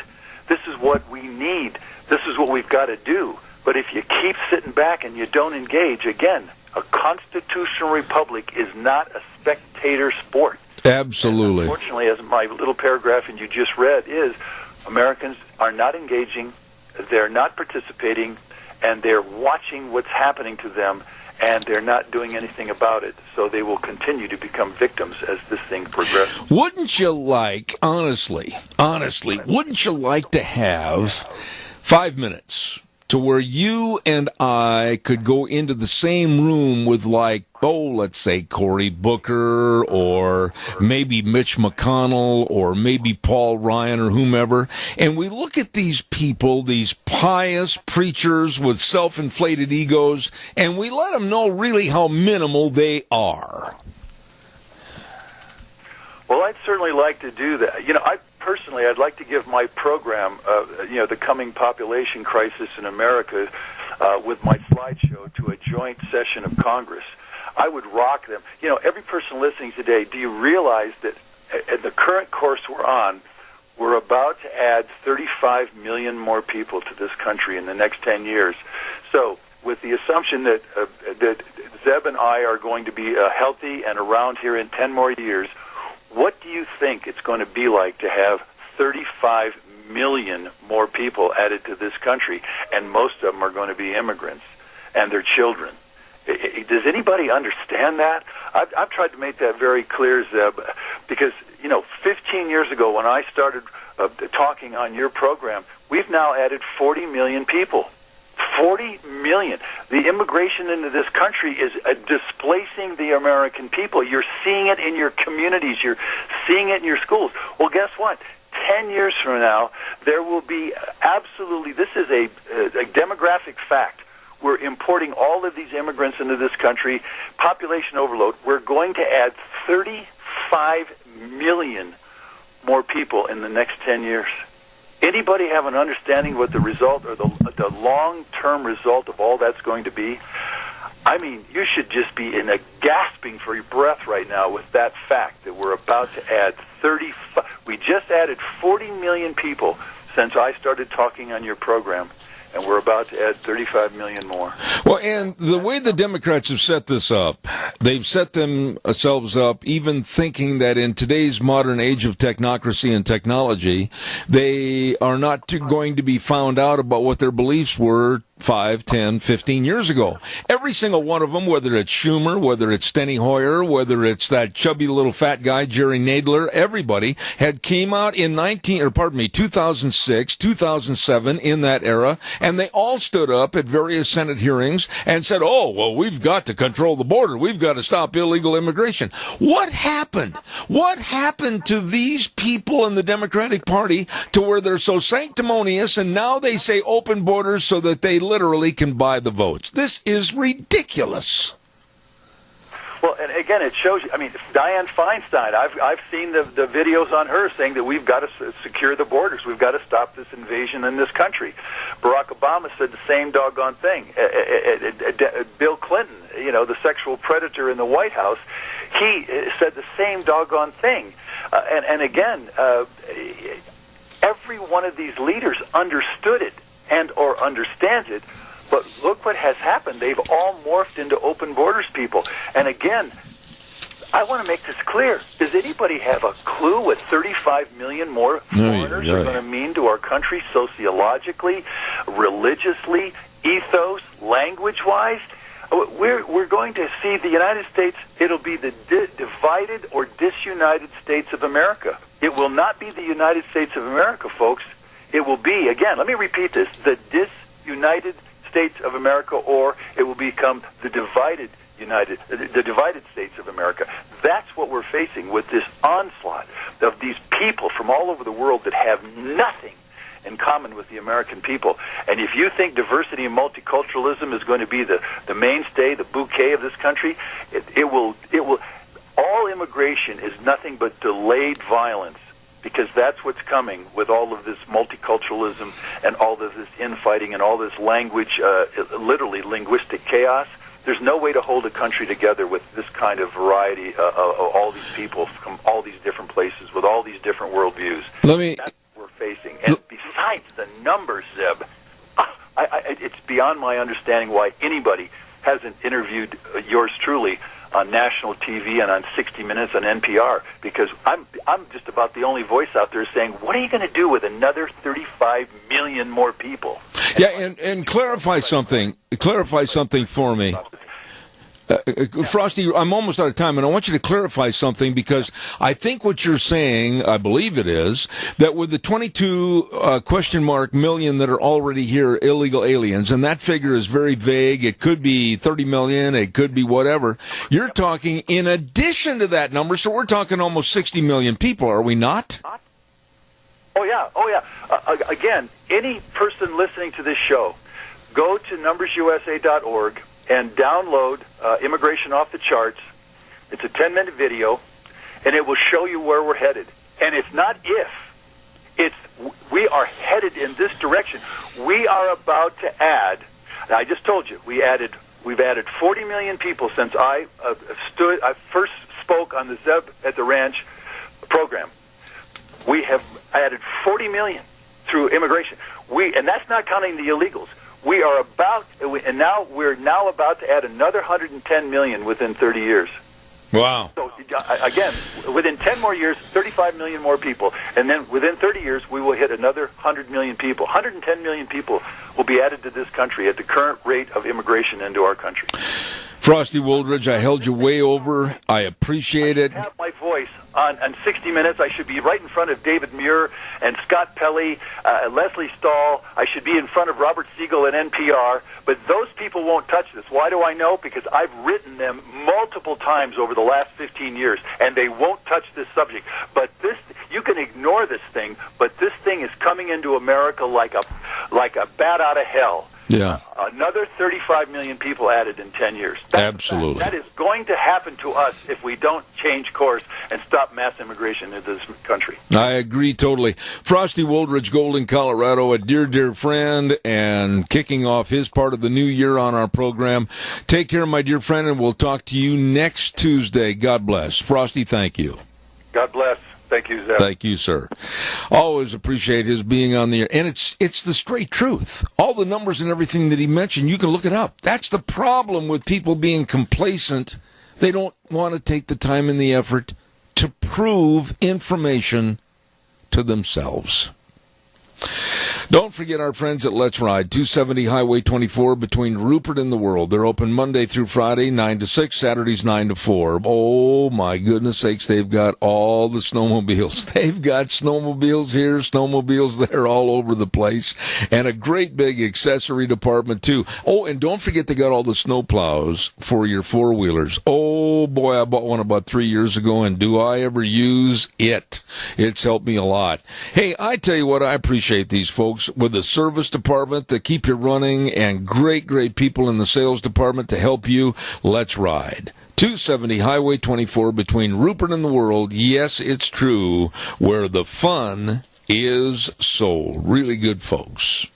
Want to also remind you that coming up in just a few seconds after our weather forecast, we're going to have the Stoats Ag Minutes with our dear friend Vic. Stand by. But Cameron and Siemens Insurance, located on Highway 24 over in Rupert. You know, I was over there a couple of weeks ago and had a chance to visit with Todd. They are really, really concerned about your life insurance, your health insurance, retirement planning, employee benefits. And the thing is, they're dedicated and very responsive to your needs. All they ask is that you just call them, make an appointment, and they will help you. Cameron and Siemens Insurance, Highway 24 in Rupert. The number to call, 436-4424. That number again, 436-4424. I think what we're going to do right now is the weather forecast. And our weather is brought to you this hour by our friends at Phillips Oaks Goodwin Crane and Company. And they've been providing accounting services to the Mini-Cash area for well over 50 years. 50 years established in being the pros that you need to work with the best of tax return preparation, tax planning, business consulting, bookkeeping services, retirement planning. All of this, and the list goes on and on. The best for you, your family, and your business. Phillips Oaks Goodwin Crane and Company, with offices in Burley and Rupert. Right now, here's Gina with the weather.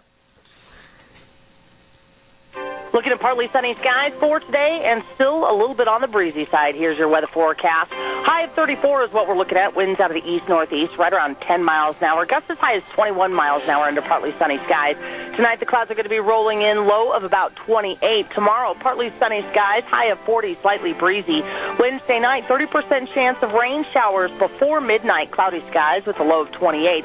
Partly sunny and 40 for Thursday, and Thursday night, partly cloudy skies with a low of 23.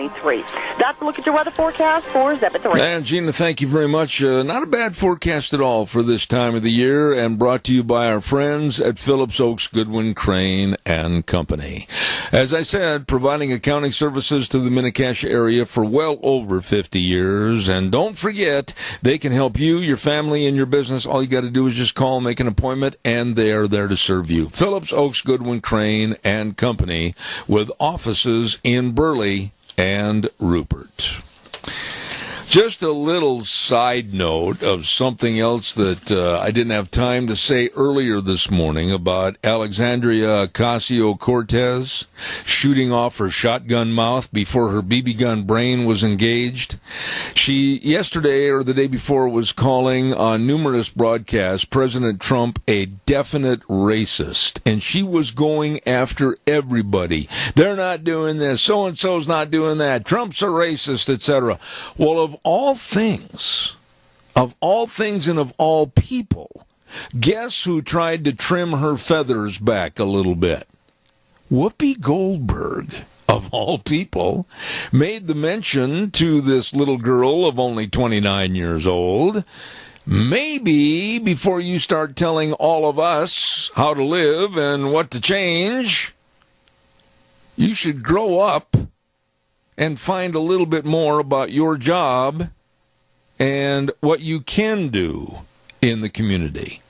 When I heard Whoopi Goldberg say that, I honestly almost fell out of the recliner. But it was needed to be said to Ms. Cortez. She has been going around at just 29 years of age and telling you and me and everybody what we can do and what we can live without and what we'll have to pay. 29 years old. Right now, we're going to go via the phone line to a very good friend of mine, and I haven't talked to him for a long time. As a matter of fact, I haven't talked to him before Santa got stuck in his chimney. And that's Vic over at Stoats Equipment Company, your John Deere dealer at 119 Overland in Burley. Good morning. Hey, good morning. Happy New Year there, Zeb. I haven't had a chance to talk to you for a while. Please tell us, how did you enjoy your Christmas holidays? Yep. So how was the holidays for you guys? It was excellent, Vic. We got together with the whole family. We had a lot of fun. We exchanged a lot of pleasantries and gifts, and I hope you had the same. Yeah, it was very nice. It was, and it's always nice to have, coming from Arizona, we didn't have very many white Christmases. So it was nice to have a white Christmas again and see all the beauty here in the local Cache area. Well, Vic, tell me, here we are into January of 2019, and you as well as anybody know that farmers are getting geared up, they're getting nervous, they're getting anxious, they're probably coming down to 119 Overland, they're talking to you about tractors or whatever. Tell us a little bit about what's going on the first month of the brand new year. Well, this year, just, our idea as far as what we can help the customer with is adding value. Values, it's a big word because there's a lot of things that fall underneath that. And I think that the more value you can provide to a customer, whether it be training, whether it's the quality, community involvement, ease of business, giving them flexible solutions, making sure that their equipment's up and ready to go, and also building long-term relations. So those are some of the things we're going to focus on this year is value and giving them reasons to do business with us, and not the other way around. Because, like I said, they don't need us; we need them. So we have to provide this value in order to keep their business and keep them up and going. So our focus is going to be training them, giving them whatever they need to make their life easier, and to help educate them in any way we can. And Precision Ag is a big part of that, which is constant training and finding better ways and improvements so that they can be more efficient, which results in more money in their pocket and a better supply of food to the rest of us. Absolutely. Tell me this, and I don't mean to put you on the spot with this question, but through now January, New Year, farmers getting excited, maybe they've talked to their banker, maybe they had a great year last year. I would imagine that you're going to have to oil the door on its hinges over there at Stoats Equipment. A lot of people coming in to talk to you about equipment. Well, we would be blessed if we have to do so, and that's my goal here is to, like I say, we want to make it easy for them to do business with us, and we're going to find ways to save them money. And you know as well as I do that I won't put somebody in a seat unless it's the right piece of equipment for them, and we'll do everything we can to get every discount we can, every incentive, every whatever case it is, financing, whatever price, you name it, we're going to try to do our very, very best. And if we can't beat that, I'm going to send them down the street to our other competitors who might have a better product for them. I'm going to be very honest and that's one thing I am. I'm going to express honesty, and I'm going to make sure that it's the right product for our customer. And we've got great dealerships here in town, not just Stoats Equipment, but Agri-Service and Pioneer and Intermountain New Holland. They all do a great job for our customers, and we got to work together to help our customers. Vic, let me ask you, have you sat down during the Christmas vacation and maybe have you got new ideas or something new and innovative regarding the 4-H and FFA for this next year through Stoats Equipment Company? Well, yeah, we have. It's still going to be our focus. So John Deere just celebrated their anniversary with supporting the FFA program. We're a big part of that as well. I always have been. I was an FFA kid in school, and I just think it's a great part of our community, and it's also our future farmers and business people here in our area. So we have to invest in those people, and our focus is not going to change. We actually raise more money. So we have 25 stores. We're trying to raise $250,000 for the FFAs. Each store is taking on $10,000 of that. So we actually raised 20. Proudly state that we went to Minico and we donated a couple of tractors. And Pioneer was there too, or excuse me, Agri-Service was there, and they did a great job of Greg Walton, and we raised $23,000 in one night. Wow! One night for the FFA, and I think Troy Bird over there at Minico just about fainted. What are you hearing from some of the young people that you work with personally at some of the various FFA chapters? What are you hearing about positivity, about getting and staying in agriculture, or maybe taking over Dad's farm, or going into another branch of agriculture? You probably hear more about these stories than anybody. Yeah, and it's a great subject you just brought up, and because I think there's a buzz, there's an excitement. Farming used to be thought of, and it is still. Don't get me wrong; it's very, very hard work. But there's so much technology involved in farming anymore that the way they can measure things and the way we relate to it is called precision ag, and that's being as efficient as you can, getting the biggest results. And I think the young people see that there's so much done with technology anymore that it's really interesting to them. And I think now everybody's trying to say, you know what, if there's a lot of things I can do in the business, and it doesn't have to be a mechanic, it doesn't have to be a technician. It could be a salesman, it could be a partsman, it can be, working in HR. There's plenty of opportunities, and so they really don't have to go outside our communities if we're doing things right and we're investing in our community. I've got to ask you, and I think I've mentioned this to you once before, Vic, but I would imagine that the younger generation, of course, they're more into the high tech, they're more into the internet, computers, etc. What happens when some of the old timers like myself come cruising through the door and you start showing them some of these innovative ideas on the tractors and all the combines and everything? I'll bet you their eyes light up. Well, my grandfather was born in 1898 and died in 1998, so he lived 100 years. So it's probably the same thing he saw when he saw the first man walk on the moon and the first computer and television. So technology. If you look back 100 years, what we've done and how far technology advanced, it's just crazy, and it's only going to get even more complicated. It's even get more efficient because there's so many ways they can track it. I mean, you can't scratch without somebody knowing about it anymore. And so I think everybody's excited about this buzz. Technology is huge. I mean, that's the way of our future. AMS side, the GPS side of knowing exactly precision farming, as we call it. I think everybody wants to get on that, and it's a great time to be a farmer, and it's a great time for us to supply to our farmers because we have so many different avenues that we can help them with, and young kids should rethink about it because there's so many opportunities in the agricultural businesses and farming that I think they would be pleasantly surprised. Vic, let's do this. Tell everybody the hours that you're open, the days you're open. So now with all the big rush to get ready for a wonderful word called spring, how do they get a hold of you folks? So we're open from 8 to 5, and Monday through Friday. We're open from 8 to 12 on Saturdays. And we started that when we first came up here because no matter what, even some of the farmers may not be working, they still need filters to get their equipment ready. They can come in and get a hot cup of coffee, and then of course dairymen they never stop. So we're open 8 to 12 on Saturdays, and we also have 24-hour availability on phone service. So after hours phones, you can call the main number and or you can call me direct. And I still have an area code from Arizona, but it's 602-739-2351. And I'm 5 minutes away from the store. If you need a Yeti cup for a birthday or you need a filter and your tractor's down, one of us will be here to help open the doors and get you going. Absolutely. They are really every day of the week there to serve you and make your life easier. Stoats Equipment Company, your John Deere dealer at 119 Overland and Burley. And Vic, God bless. Good to have you back, and enjoy 2019. Same to you, my friend. Thank you very much, Zeb. All right, take care. These are nice people and so professional. As I said, they make your life easier. Stoats Equipment Company, your John Deere dealer. Vic, good man.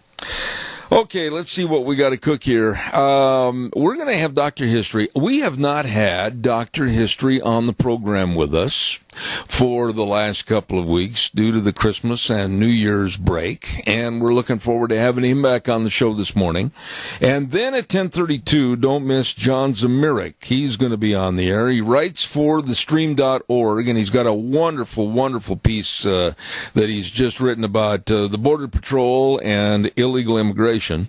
All of that's coming up in this next hour, so don't want to miss that. Want to remind you, too, quickly that, of course, on Thursdays, we have another segment called Cassia County School Days. And Cassia County School Days is brought to you by A Child's World at 1308 Overland and Burley. And believe me, they've got all the clothing, all the furniture, all the games, all the puzzles, all the toys. They've got all the Cherokee scrubs. I mean, the list goes on and on. It's a family store serving you at 1308 Overland in Burley. Mighty nice people bringing you Cassia County School Days on Thursdays at 10:10 right here at Zebeth Ranch. So thank you very much. I think that's going to be it, Wheels. We're going to send it back over to you maybe a moment or two early so I can visit a little bit with Dr. History for our upcoming segment, and we're going to be back in about 7 minutes. Don't you go away.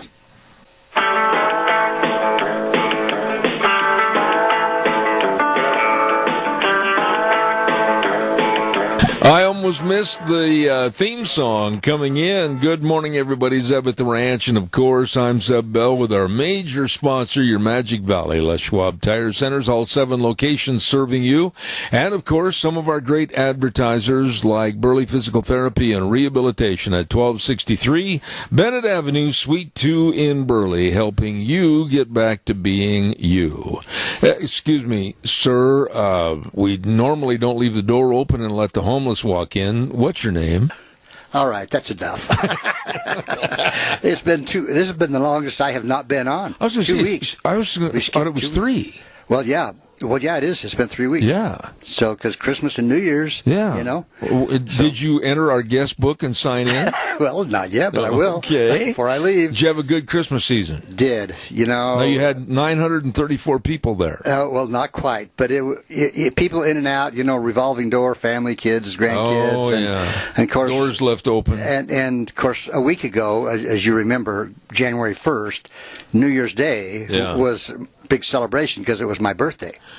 Yeah, as a matter of fact, I was listening to Trump on, I think it was Fox and Friends that morning, and he said that, oh my goodness, I can't issue a tweet this morning because Dr. Turner doesn't like it.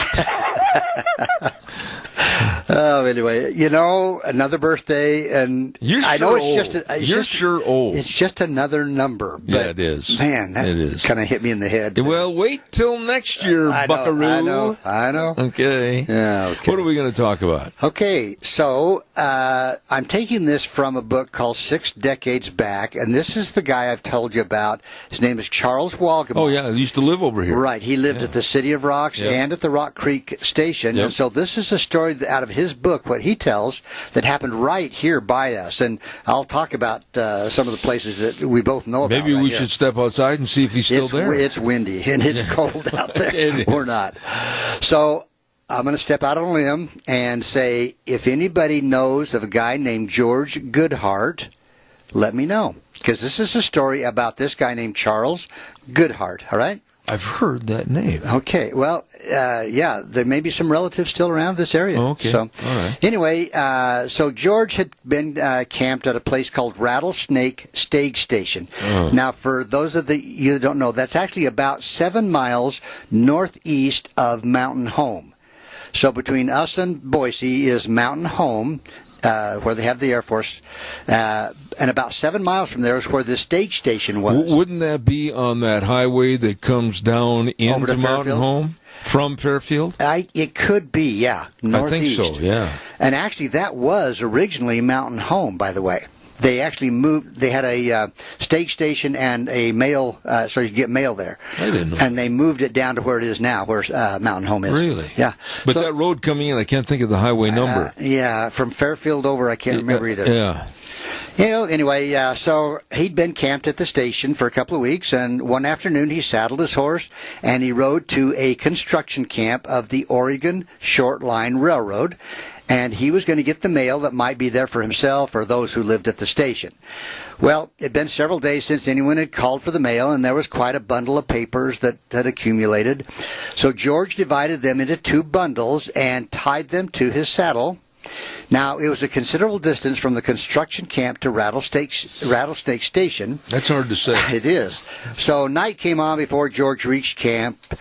He stopped and was taking his bearings when he noticed one of the packages he'd been carrying was gone. Remember, he divided the mail between 2 bags, so one of them was gone. Now, he remembered having them both when he crossed a place called White Sage Gulch, and that was some 6 miles from the construction camp. Well, he'd intended going to Boise City on the following day, so he decided to kick out early the next morning, get the papers before breakfast, and still get a reasonable start to Boise. So he pretty well knew where he'd lost the mail. So daylight. Was that a one-day trip? Yeah. Was it really? Yeah, I think it was. Well, maybe not, because he had to double back. But anyway, daylight the next morning found George in the saddle. He found the papers near where he had crossed this White Sage Gulch, and near there he found a horse trail that kind of interested him more than the papers. Now, this horse trail, had passed east, crossing his trail of the night before. Okay, now that's going to come back on us, is it? Oh, okay. Now, George was an expert tracker.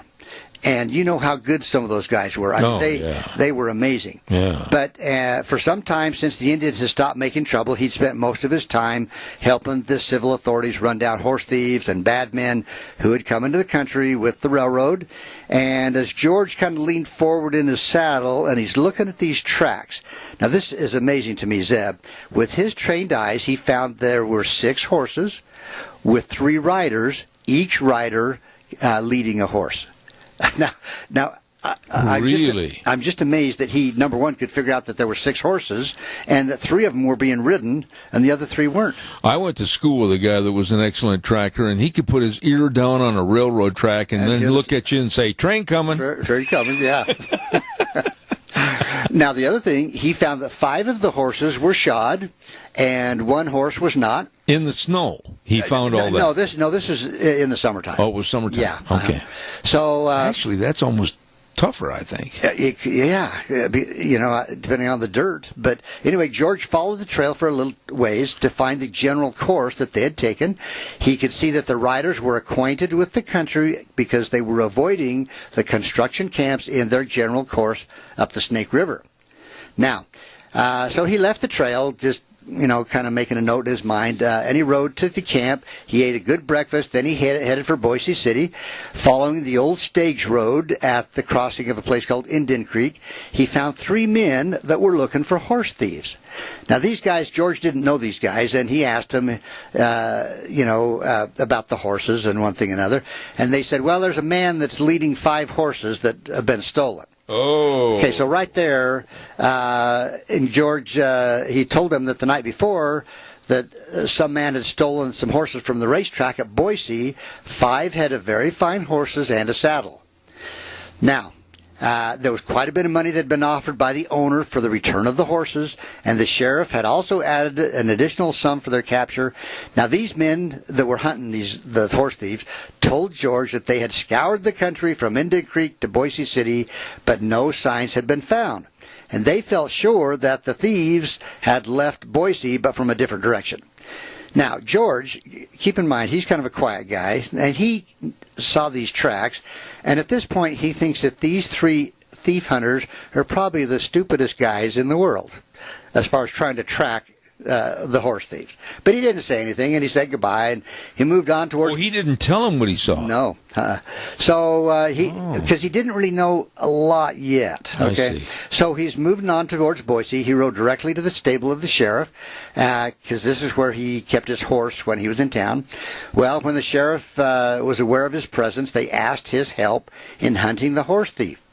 Well, arrangements were made regarding the reward and the expenses, and George expressed himself as being confident that he could pick up the trail and overtake the thief. Still, they're thinking he's just one guy, okay, if he were given a fresh horse and a man as a deputy. So he just said, give me a man, give me a fresh horse, and I'll try to find the thieves. So, anyway, his request was complied with, and he purchased some prepared food. The deputy that was to accompany him said he would not bother taking anything to eat because he was sure he would find some camp along the road where he could get something to eat. Not a very smart guy. Mistake number one. Yeah. Well, George and his deputy traveled east over the stage road. Now, this was the stagecoach line that Ben Halliday owned at this time. Which would have gone through where? Well, all through this area. No, but I mean, it would have gone where almost the interstate is. Pretty close. Yeah. So, but anyway, they traveled east over the road some distance out of Boise, and here they met three men, the three men that weren't too smart, that were trying to track the horse thieves. And these men were not sure that the stolen horses had left Boise at all, especially not going east. Well, George had not spoken a word to a soul about finding the trail that he'd found a couple of days previous. Now, the deputy expressed himself as thinking that he and George were looking in the wrong direction, but George said nothing. Well, when they traveled some distance, George said, quote, "Let us leave the stage road and get a little south, and I think we will strike their trail." Well, sure enough, it was only a short distance until they came across the trail. George counted the horses by their tracks for the deputy and pointed out that there were three men instead of one. Again, knowing, it's such a good tracker. Now, from this point, they continued to follow the trail of the stolen horses, stopping only to give their horses a little rest and Now, grass. this is George and one other guy. And the deputy, the volunteer. Now, what happened to the three dummies? Well, they just... they're probably still out there looking. So, anyway, the trail, after striking, actually right down here by us, Zeb, the Hagerman Valley. No, just really? A few miles west of us right here by the Snake River. Oh, my. So they followed the north bank of the Snake River Canyon, and at Devil's Corral, you know where that is? Yeah. Over here just across from Twin Falls. Yeah. This is where they found where the thieves had stopped for a rest and water. Now, George felt sure that he'd gained some on them, but his horses were beginning to get a little tired. I mean, they'd been riding pretty hard, for a couple of days now. And the deputy didn't have any food. They didn't have any food. I wonder if George shared, He had a Snickers. Yeah. So a few hours' ride up the river brought them to a cattle ranch owned by a Mr. Shoddy. Now, Shoddy was one of the first ranchers over here between us and Burley, out in this area. Yeah. So, isn't there a farm on the Snake River? I think it was. I think that was part of his. Yeah. But anyway, so at Shoddy's ranch, they got some fresh horses. Now, the thieves had avoided the ranch and had not been seen by anybody at the ranch. So now, with their fresh horses, George and his deputy rode to Starr's Ferry. We know where that is. That's only a couple miles north of us right here where you live. Yeah. So, and just below the mouth of Goose Creek, where they found the thieves had crossed the river.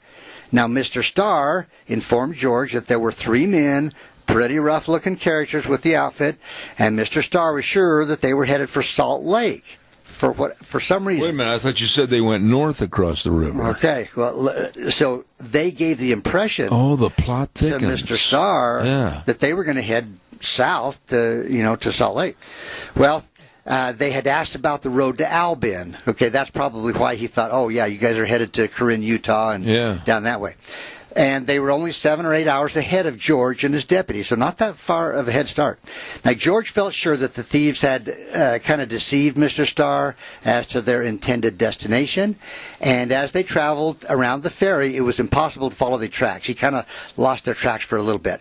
But he found that the thieves had actually doubled back down the river on the south side. So now They're on the south side of the river. Where would they have done that? Okay, I'm going to say it's between us and Burley, right through this area. Is there a low enough spot in the water? Well, I'm thinking they're going to have to swim across because, they didn't have the dam then. No, huh? Okay. No. So, anyway, George went back to the ferry, got the deputy, and he said he knew they would overtake them in a few hours, and he told his deputy that he thought they were headed for Nevada, but would stop at the Rock Creek store some 25 miles west, where the thieves would feel that they were pretty much safe. Are we going in a circle here? We are, kind of. Yeah. So now they're back kind of west and south of us right here at Murtaugh. Well, George had some acquaintance with Mr. Stricker, that owned the Rock Creek station. And George related that in all his experience with bad men, he had never been compelled to kill, but that by using tact and being ready to be the first at the trigger, he had made arrests without a shot. So George was I guess a bounty hunter, you could say. Really? But he had never killed anybody in the course of tracking down outlaws. So, anyway, with their fresh horses, they soon made Rock Creek store. They rode their horses into a long barn that was built to accommodate travelers. It's still there. Yeah. Yeah. It is. And so George glanced at the horses in the barn, and he saw the 5 head of stolen horses. The plot thickens. Yeah. Now, this part of the reward was sure, because they were going to get a reward if they got the horses. Okay. Back by the owner of the horses. But to capture the men might be a little different, and it was certain that they were in the store or the saloon, which was attached to the Rock Creek store. So, picture this. They leisurely went into the store, him and the deputy. Yeah. The guy with no food. He's hungry now. And I'm wondering if he took his badge off, too. I don't know. Okay. So they opened the saloon door, and there was kind of a scuffling of feet at the card tables, and there sat the 3 men that were wanted. Okay, but now the 3 guys, the bad guys, didn't know George Walgamot and the deputy. No. So they could have been now this is George, what'd I say? Goodhart. Goodhart. Yeah. And so Goodhart and the deputy could have been anybody. Yeah. Yeah, okay. Gotcha. So they didn't know who they were. So George knew that his presence was not known until the opening of the door, and he could see that the 3 men were ready to draw and shoot. So they were on the alert. Yeah. But they still didn't know who he was. All right? So there was only one man in the saloon besides Mr. Stricker, okay, and the 3 horse thieves. So if you got this, you got the bartender, Mr. Stricker. We've got a Clint Eastwood movie here. Another guy standing there, and then the 3 thieves. Yeah. So here comes George and the deputy walking. Josie Wales. Yeah. So this man was named Tom Canavan. Now, George knew Canavan. He knew this guy. And he rapidly approached him and said, "Well, hello, Tom." He says, "We're on our way from Fort Hall to Tascora, and if Mr. Stricker will give us quarters, we will stop for the night." He says, "I have swallowed a peck of dust along the Oregon Trail, and I think we had better all have a little drink." Mr. Stricker stepped behind the bar and set up 4 glasses, including himself. They clinked glasses, drank the liquor, and George threw down a silver dollar in payment. Now, Mr. Stricker pushed the money back, saying, quote, "Travelers always have a drink coming on their arrival at the Rock Creek store." Really? So the plot's thickening a little bit. All right. So George took the money, kind of smacked his lips, and said, "Well, that tastes just like another. You gentlemen at the table, can you quit your game long enough to take a social drink with us?" Okay? Yeah. So they pushed their chairs back and carelessly came to the bar. And as quick as lightning, George drew his gun and demanded all hands up. And when the command was obeyed, the deputy disarmed the men, snapped the handcuffs on the wrists, and then they all had a drink to each other's health. No kidding. And then the deputy left from McDonald's. He was hungry. This guy was hungry. So George Goodhart basically caught 3 guys all by himself. Pretty much. I mean, the deputy was, just a footnote, really. He was a Barney. He was. I wonder if he even had 1 bullet. I don't know. In his pocket. Oh. So they did what with them? Well, they just took him back to Boise. They went all the way back to Boise with them? Yeah, because that's where they were stolen. The horses were stolen. And they took the horses back. Yeah. And he might have got some help. Well, I guess here's where the deputy might have been a little bit of help. He could lead the stolen horses or whatever. Yeah, but when you got 3 guys and you're going 150 miles. Yeah. And these guys have got to get off their horses every now and then. Nature calls, etc. You got to really be careful. Yeah. I mean, did they even uncuff them? I don't know. You know, Where did George get all the handcuffs? Well, when the sheriff... Or did they tie him up? Well, it says handcuffs, so I'm thinking that the sheriff, when he left Boise, gave him handcuffs. You know, they thought it was only one thief, but really there were three, so I'm assuming he must have had 2 or 3 sets of handcuffs. And I still can't help it, pardon me, but I'm worried about the Three Stooges. Whatever happened to them? Well, I think they had to find other employment. Because you know what? Anytime I go up in that area from now on and I see 3 riders of horseback, I'm going to stop and ask. Have you found those? Have you found them yet?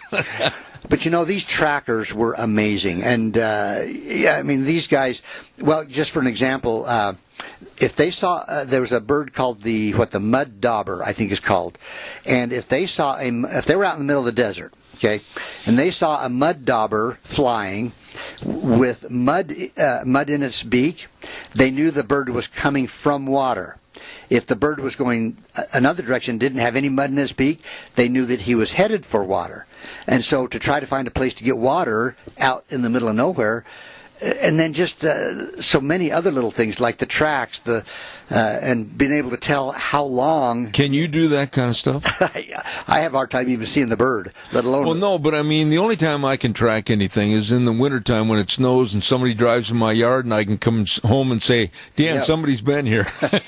Well, I tell you, my brother and I were elk hunting one year over by Sun Valley, Ketchum, Bellevue area. Yeah. And we were on horseback. We went, climbed up the mountain, went through some pretty rough brush, and by the time we got on top, my brother's gun was gone. He had it in a scabbard. His rifle was gone. And we thought, oh dear, this, we've got to backtrack. Yeah. So we went back to the bottom, we split up, and I did follow some tracks that were our horse tracks, but it was snowing. And I couldn't tell if we were elk or deer for sure, or our horses. But an elk took his gun.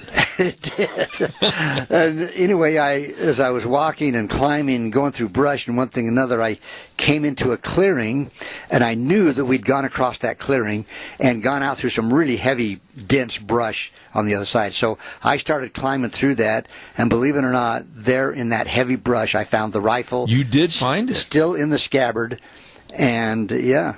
Oh, so I won't I'm say going to refer to you as Daniel Boone. I won't say my tracking ability was that good, but well, the important thing was this was my dad's hunting rifle, and we didn't want to go home and face Dad and say, "Oh, by the way, Dad, your gun's up there somewhere." Yeah, but let's go back to the story for a minute, though, because distances and miles. I mean, first of all, you're talking about coming over from basically like Bellevue area, going over the mountain and into Mountain Home area. Yeah. Then you're talking about going to Boise. Then you're talking about George Goodhart turned around with the deputy and met with the Three Stooges someplace and came all the way down to Mini-Cassia area. Yes, that's and made a big circle around there. Yeah. And then he came all the way over here to south of Hanson, caught the bad guys.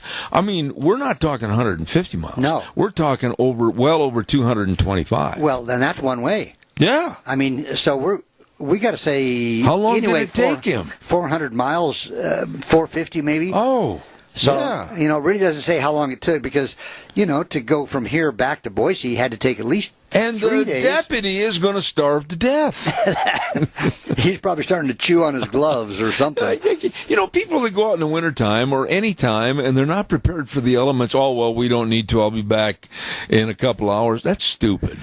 Well, I tell you what, living around here all these years, I always pack extra coat, coveralls, boots, and gloves in the back of my vehicle. Yeah, absolutely. Yeah, because you never know when you're going to find those Three Stooges that are still out there someplace. Yeah. It really amazes me, though, that as populated as it is today, look at the Mini-Cassia area over there by Stars Ferry and look at over here by Rock Creek, Strickers and everything. And then let your mind wander back 150 years ago. Wow. Yeah. That's wide open country. It is. And even just not getting lost. Yeah, that's one thing. I'm not very good at directions. And, you get up into some of the thick of the trees, like up around the Island Park area. Oh, my. And you got to know where you're headed to get through all those trees. Yeah. So... If you got lost, can you, on a clear day with no clouds, no mountain ranges or anything, can you find all your directions? If I can see the sun, hopefully I have it somewhat... I didn't say it was sunny. Oh. Well, I think about the people on the sailing ships. Oh, my. How did they know how to find an island like the Hawaiian Islands when they were sailing? Well, like in Lonesome Dove, when old P.I. was leaving Gus and going to go back for help. I mean, it's that direction. That direction's a big direction. Yeah. You might miss the whole herd. Yeah.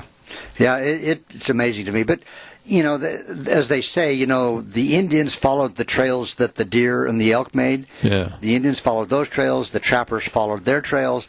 And pretty soon you had people coming out, the miners, and they followed them. And we, of course, in our day and age, we really take a risk and we follow the interstate.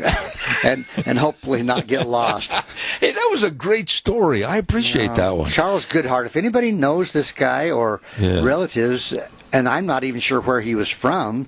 All this happened around here, but I don't know. He might have been from Boise even. Yeah. I don't know. Tell you what, your homework assignment for next week is, I know you're going to go back and do this on the computer. Find out whatever happened to those three guys, would you please? Doctor History, God bless you. Excellent story this week. Thank you, Zeb. Thank you. Always look forward to Tuesdays. And real quick, I got to send this over to Wheels in just a second. I want to remind everybody about Quality's Electronics. Oh, Bruce and the crew, good friends of mine, 1730 Kimberly Road in Twin Falls. And hey, check out Dish Network for your house, your television, your enjoyment. You can lock in your price right now for 2 years and get local installation and service.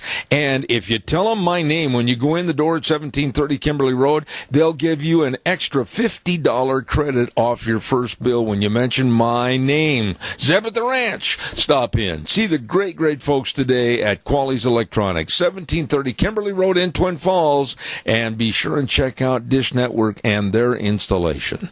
We're going to send it over to Wheels. Be back in a couple of minutes.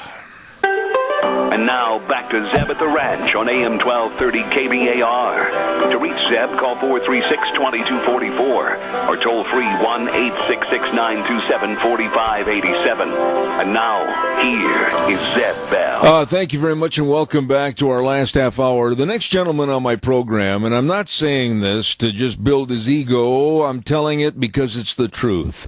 He writes stories for the stream, and he tells it like it is. He tells the truth. He tells it so that he's not going to have to apologize to anybody, nor should he. And I say good morning to John Zamirak. How are you?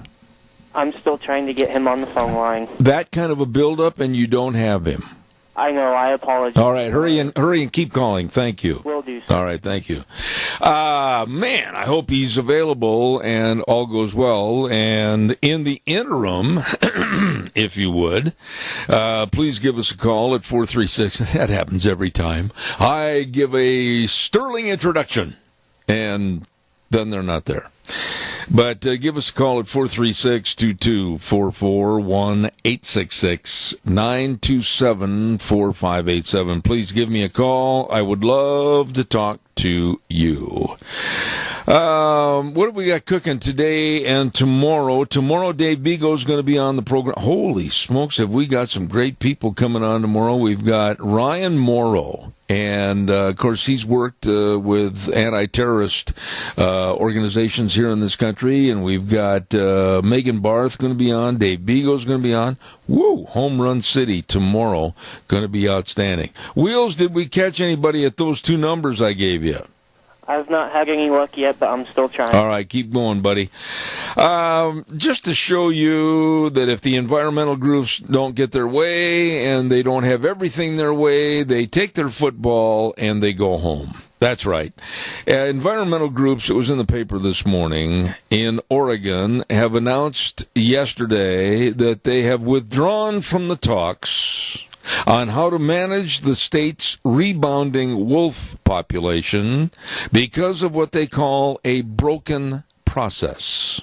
and concerns that state wildlife officials want to make it easier to kill wolves that eat livestock. You know, folks, come on. It's time to stand up and be counted on a lot of issues in this country. But the environmental movement in this country has gone completely wacko. It's all their way or no way.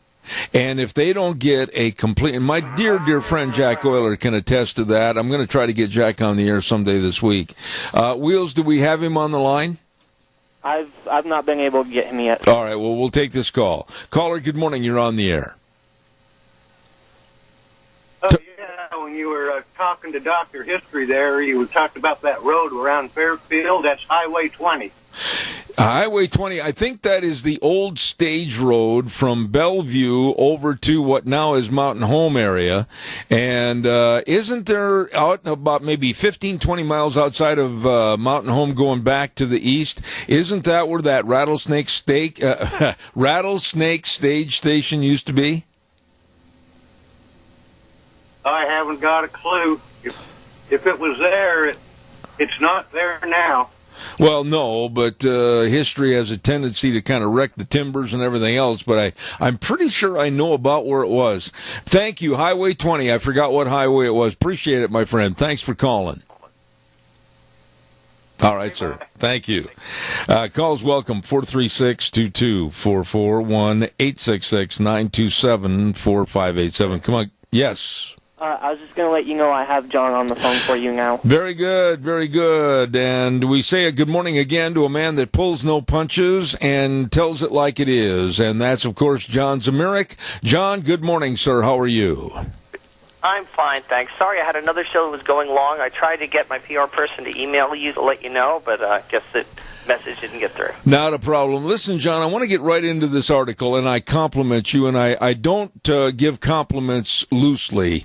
Your article in the stream called Opposed to the Wall, Then Take Your Door Off Its Hinges and Welcome the Stranger. You hit the nail on the proverbial head. I am sick and tired and worried and scared about lack of border security and lack of security in general from people coming into this country. We have no clue what they want. We have no clue what they're going to do, and we end up paying. It's time to say, President Trump, build the doggone wall. Your thoughts? Right, and so the point of my article at stream.org is literally, it's like the ice bucket challenge. You remember when people would dump ice over their head to raise money for charity and take pictures of it, put it on Instagram? Well, I want to see people who oppose a border wall take my open door challenge. I want them to take their front door off its hinges. Photograph before and after. Photograph your house and your property and your kids and their toys and the food in the refrigerator in the pantry and the car. Photograph all your property before. Then 1 week later, 2 weeks later, 3 weeks later, a month later. I want every proponent of open borders in America to live without a door for 1 month and see how they like it. Because that's what they want for America. They want America to share its property in the form of Medicaid for immigrants, in the form of welfare for immigrants. They want America to share its sovereignty. They want millions more poor people to come in here and vote Democrat. Well, you know what? When poor people start coming to live in your house and they claim squatters' rights and they claim a portion of the right to stay in your house indefinitely, then you'll start to feel what the rest of us feel about immigration. That maybe citizenship means something. Maybe the country has an integrity, and it's not just an international airport lounge where anybody can come and go. You know, John, that's so aptly put, and I'd go a step further in saying that regardless of the business, regardless of the industry, we'd better start adhering to the laws, because the American taxpayer, and I know many, many that have called me on this program, and then while I'm off the air, the American taxpayers across the board, and I talk to people in Arizona, I talk to people in Massachusetts, all across the country, they are sick and tired of their tax dollars going and supporting illegality in this country, and they would rather see the money going to help somebody that's a citizen, down on their luck, and needs a hand up instead of a hand out. That's right. Well, the Democrats don't want that. They want more illegal immigrants. They want more poor legal migrants. Their vision of America is 90% of people on public assistance and 10% of people living in gated communities making massive amounts of money, paying off the rest through their tax money. They want the whole country to be San Francisco or New York City. And the thing is, democratic cities and democratic states don't work. Why do you think people are fleeing California to move to Utah and Texas? It's not because they prefer 100-degree heat in the summertime. It's because they can't stand living in socialist economics. They can't stand living in a place where more and more and more people are dependent on the government and voting to increase the size of government and voting to increase the power of government. You know, John, we have a caller with a question, and we're going to ask the caller to be very brief. Please, caller, you're on the air. Go ahead, please. Thank you, Zeb. This is something I've dealt with a long time. You talk about immigration. Democrats want immigrants to come up here to vote for them so they can get all this money put aside. They can siphon off a little bit for their own pockets. However, people don't realize that it's only going to last for so long before the money's gone. Then where are you going to go? There's no food. There's no nothing. It's a socialistic society where the rich people just keep getting richer and richer and richer, and your vote no longer counts, so therefore you're dead and useless to them, and they're just going to toss you in the gutter like a piece of trash. I'll let you go. Thank you. Respond to the caller, because I think he's spot on. John, go ahead. Well, yeah, I think people who vote for open borders, who are not Democratic politicians or stockholders in companies that rely on cheap labor, anyone who's not one of those two people loses from large-scale immigration. The people who gain from it are like the Koch brothers, who want lots of people to pick grapes in the field, lots of people to work cheap. They want to keep the wages down in factories. Those people benefit from immigration, at least in the short run, before all those people vote for socialism, and Democratic politicians and people who work for government agencies. It's interesting that the SEIU, the largest government workers union, is one of the biggest pro-immigration lobbies, because these are the people who work in social services and food stamps and disability, and they work in the government's infrastructure for managing social dysfunction.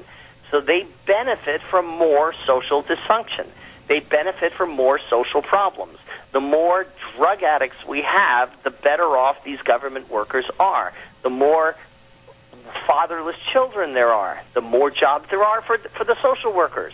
So the people who benefit from social pathology are the ones who want to bring more and more and more social pathology from broken countries. I mean, these immigrants are saying Guatemala and Honduras are broken, they're lawless, they're chaotic. Okay, so we need to open our doors to let lawlessness and chaos and lots of high school dropouts come to America where we don't have jobs for them. We don't have massive bustling factories. We're not homesteading farms in the Midwest anymore. We're not giving away, 40 acres to anyone willing to go farm in South Dakota. We're not doing that anymore. So why would we still have the immigration policies that we used to have when the country was two-thirds empty? John, you do an excellent job with your writings, and I want you to comment on this morning, because I may not get a chance to get you back on in the very near future. But tonight, President Trump is going to address the nation over the crisis on the border, and I have said for a long time that if he capitulates to the Democrats and says, okay, I'll weaken, I'll open the government up again, and then down the road 30, 60 days, we'll try to get together and start some more research on how we can get together on a final point. That's never going to happen. Once the Democrats win on this issue of opening the border or opening the government up, we're lost. We're done. We're toast. I agree. If President Trump caves on the border wall, his presidency is over, and he will not be reelected. He might as well just resign. I totally agree. What do you think, John, with your people that maybe are closer to the situation than I am, what do you think he's going to say tonight? I hope he's going to declare a national emergency, and he's going to announce the use of the U.S. military to start construction on a border wall using Department of Defense funds. And I hope that he signals his willingness to defy any court order to the contrary and continue with the construction, and dares the Democrats to impeach him over it. Because guess what? The Democrats have already said they're going to impeach him over the P tape and over Julie Swetnick, over this, over all sorts of nonsense. The Democrats have already said we're going to impeach Donald Trump, whatever he does. So he might as well do what we elected him to do, which is build the wall. John, it's only been 12, 13 years since the video recordings of Schumer, Steny Hoyer, Hillary Clinton, Bill Clinton, the list goes on and on. They were all quoted on these various videos of saying we've got to stop illegal immigration, we've got to have a better border security system, and now, in 2019, they are out railing saying that if we put up a wall, it's immoral. Why, it's against the Statue of Liberty. Why do these clowns think that we can't remember what they said 13 years ago? Well, because most people can't remember what happened 5 days ago. People live in the moment. People don't pay attention. I mean, they're counting on Americans' laziness and distraction and intellectual sloppiness and the fact that people vote their guts and their emotions rather than their brains. They're counting on us to miss what they're doing. The Democrats have lost the American people, so they've decided to import a new American people to replace the ones that are here.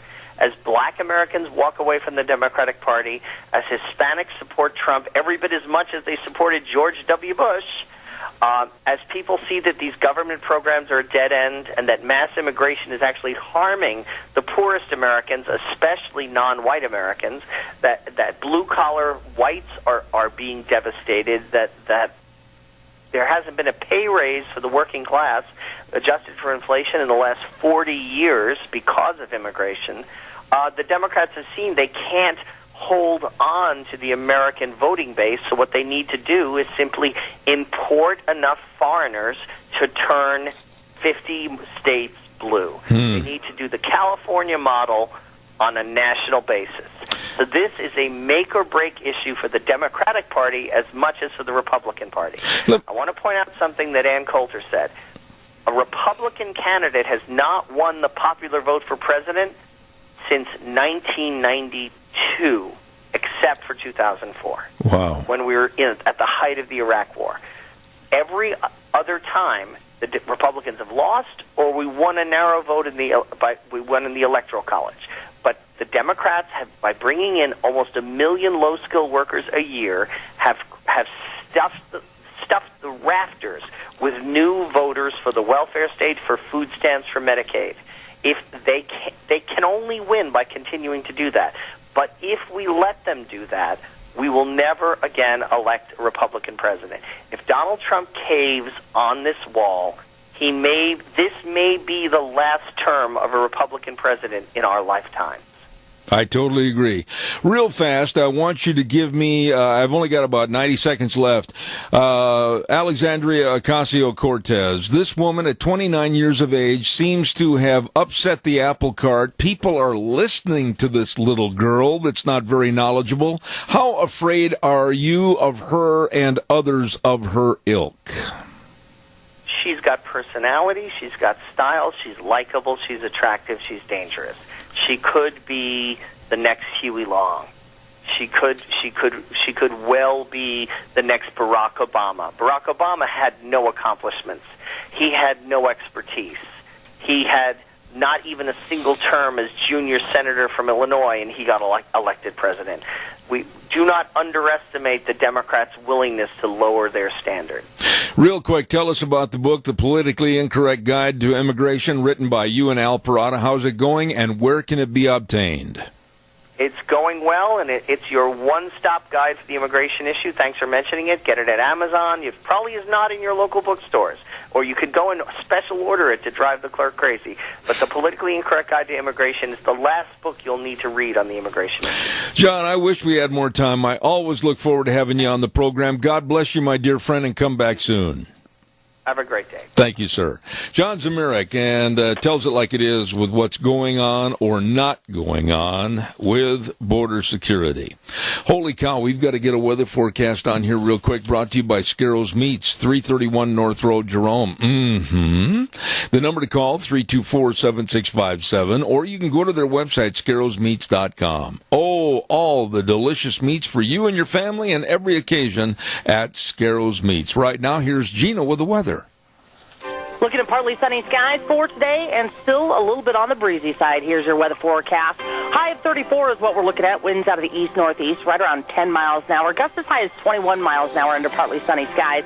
Tonight, the clouds are going to be rolling in, low of about 28. Tomorrow, partly sunny skies, high of 40, slightly breezy. Wednesday night, 30% chance of rain showers before midnight. Cloudy skies with a low of 28. Partly sunny and 40 for Thursday, and Thursday night, partly cloudy skies with a low of 23. That's a look at your weather forecast for Zeb at the Ranch. Appreciate it, Gina, and brought to you by our dear friends Don Scarrow and the whole crew at Scarrows Meats, 331 North Road, Jerome. Delicious meats, all the pork ribs and the tri-tips and the prime ribs and the bacon and the sausages. It's all delicious. They are changing the way we eat, one delicious bite at a time at Scarrows Meats. Holy cow, big day today, big day tomorrow, and lots of great people going to be on. Like I said earlier, Ryan Morrow's going to be on the program tomorrow, Megan Barth, Dave Bigo, and others. Don't miss it tomorrow morning starting at 8:06. Want to remind you, too, about our dear friends at your Magic Valley Les Schwab Tire Centers. All 7 locations serving you with the best of tires to get you through the mud and the yuck and the snow and the ice and everything. Whatever the roads throw at you, you'll be ready. They've got all the tires, all the different tread designs for your cars, pickups, SUVs. All you need to do is just stop in and say, help, and they're there to serve you. Also with the best in brake service and front-end alignments and shocks and struts and batteries. Make sure you got a good battery. And they've got 7 locations serving you with wonderful people. Lane and Rupert, Dave on Blue Lakes and Twin, Mike and Buell, Mike and Jerome, the Twist family in Paul, Daniel on Poline in Twin Falls, and Randy on Overland in Burley, the best. Your Magic Valley Les Schwab Tire Centers. That is going to wrap it up and put it back in the box for us today. And I seriously and sincerely hope and pray that President Donald Trump will remain firm, steadfast, and very, very basically in the mood to protect America first, regardless of what it might do to him, his stature in the polls, etc. I hope he'll come out tonight and say that he is not going to capitulate and that he's going to keep a kind of a similar small government shutdown in effect and fight for the wall. We need to have border security. We'll find out what happens tonight at around 7 p.m. Until tomorrow morning at 8:06 when we come back with more Zeb at the Ranch, I want to urge you to be sure and tune in not only locally on KBAR 1230 AM, but then also on the internet, zebbell.com, and you can watch. We've got cameras right here in the studio. You can watch and listen at the same time, where we always say the way things were are the way things ought to be, and the world needs more cowboys. Until tomorrow morning at 8:06. Zeb at the Ranch. Have a good day. God bless.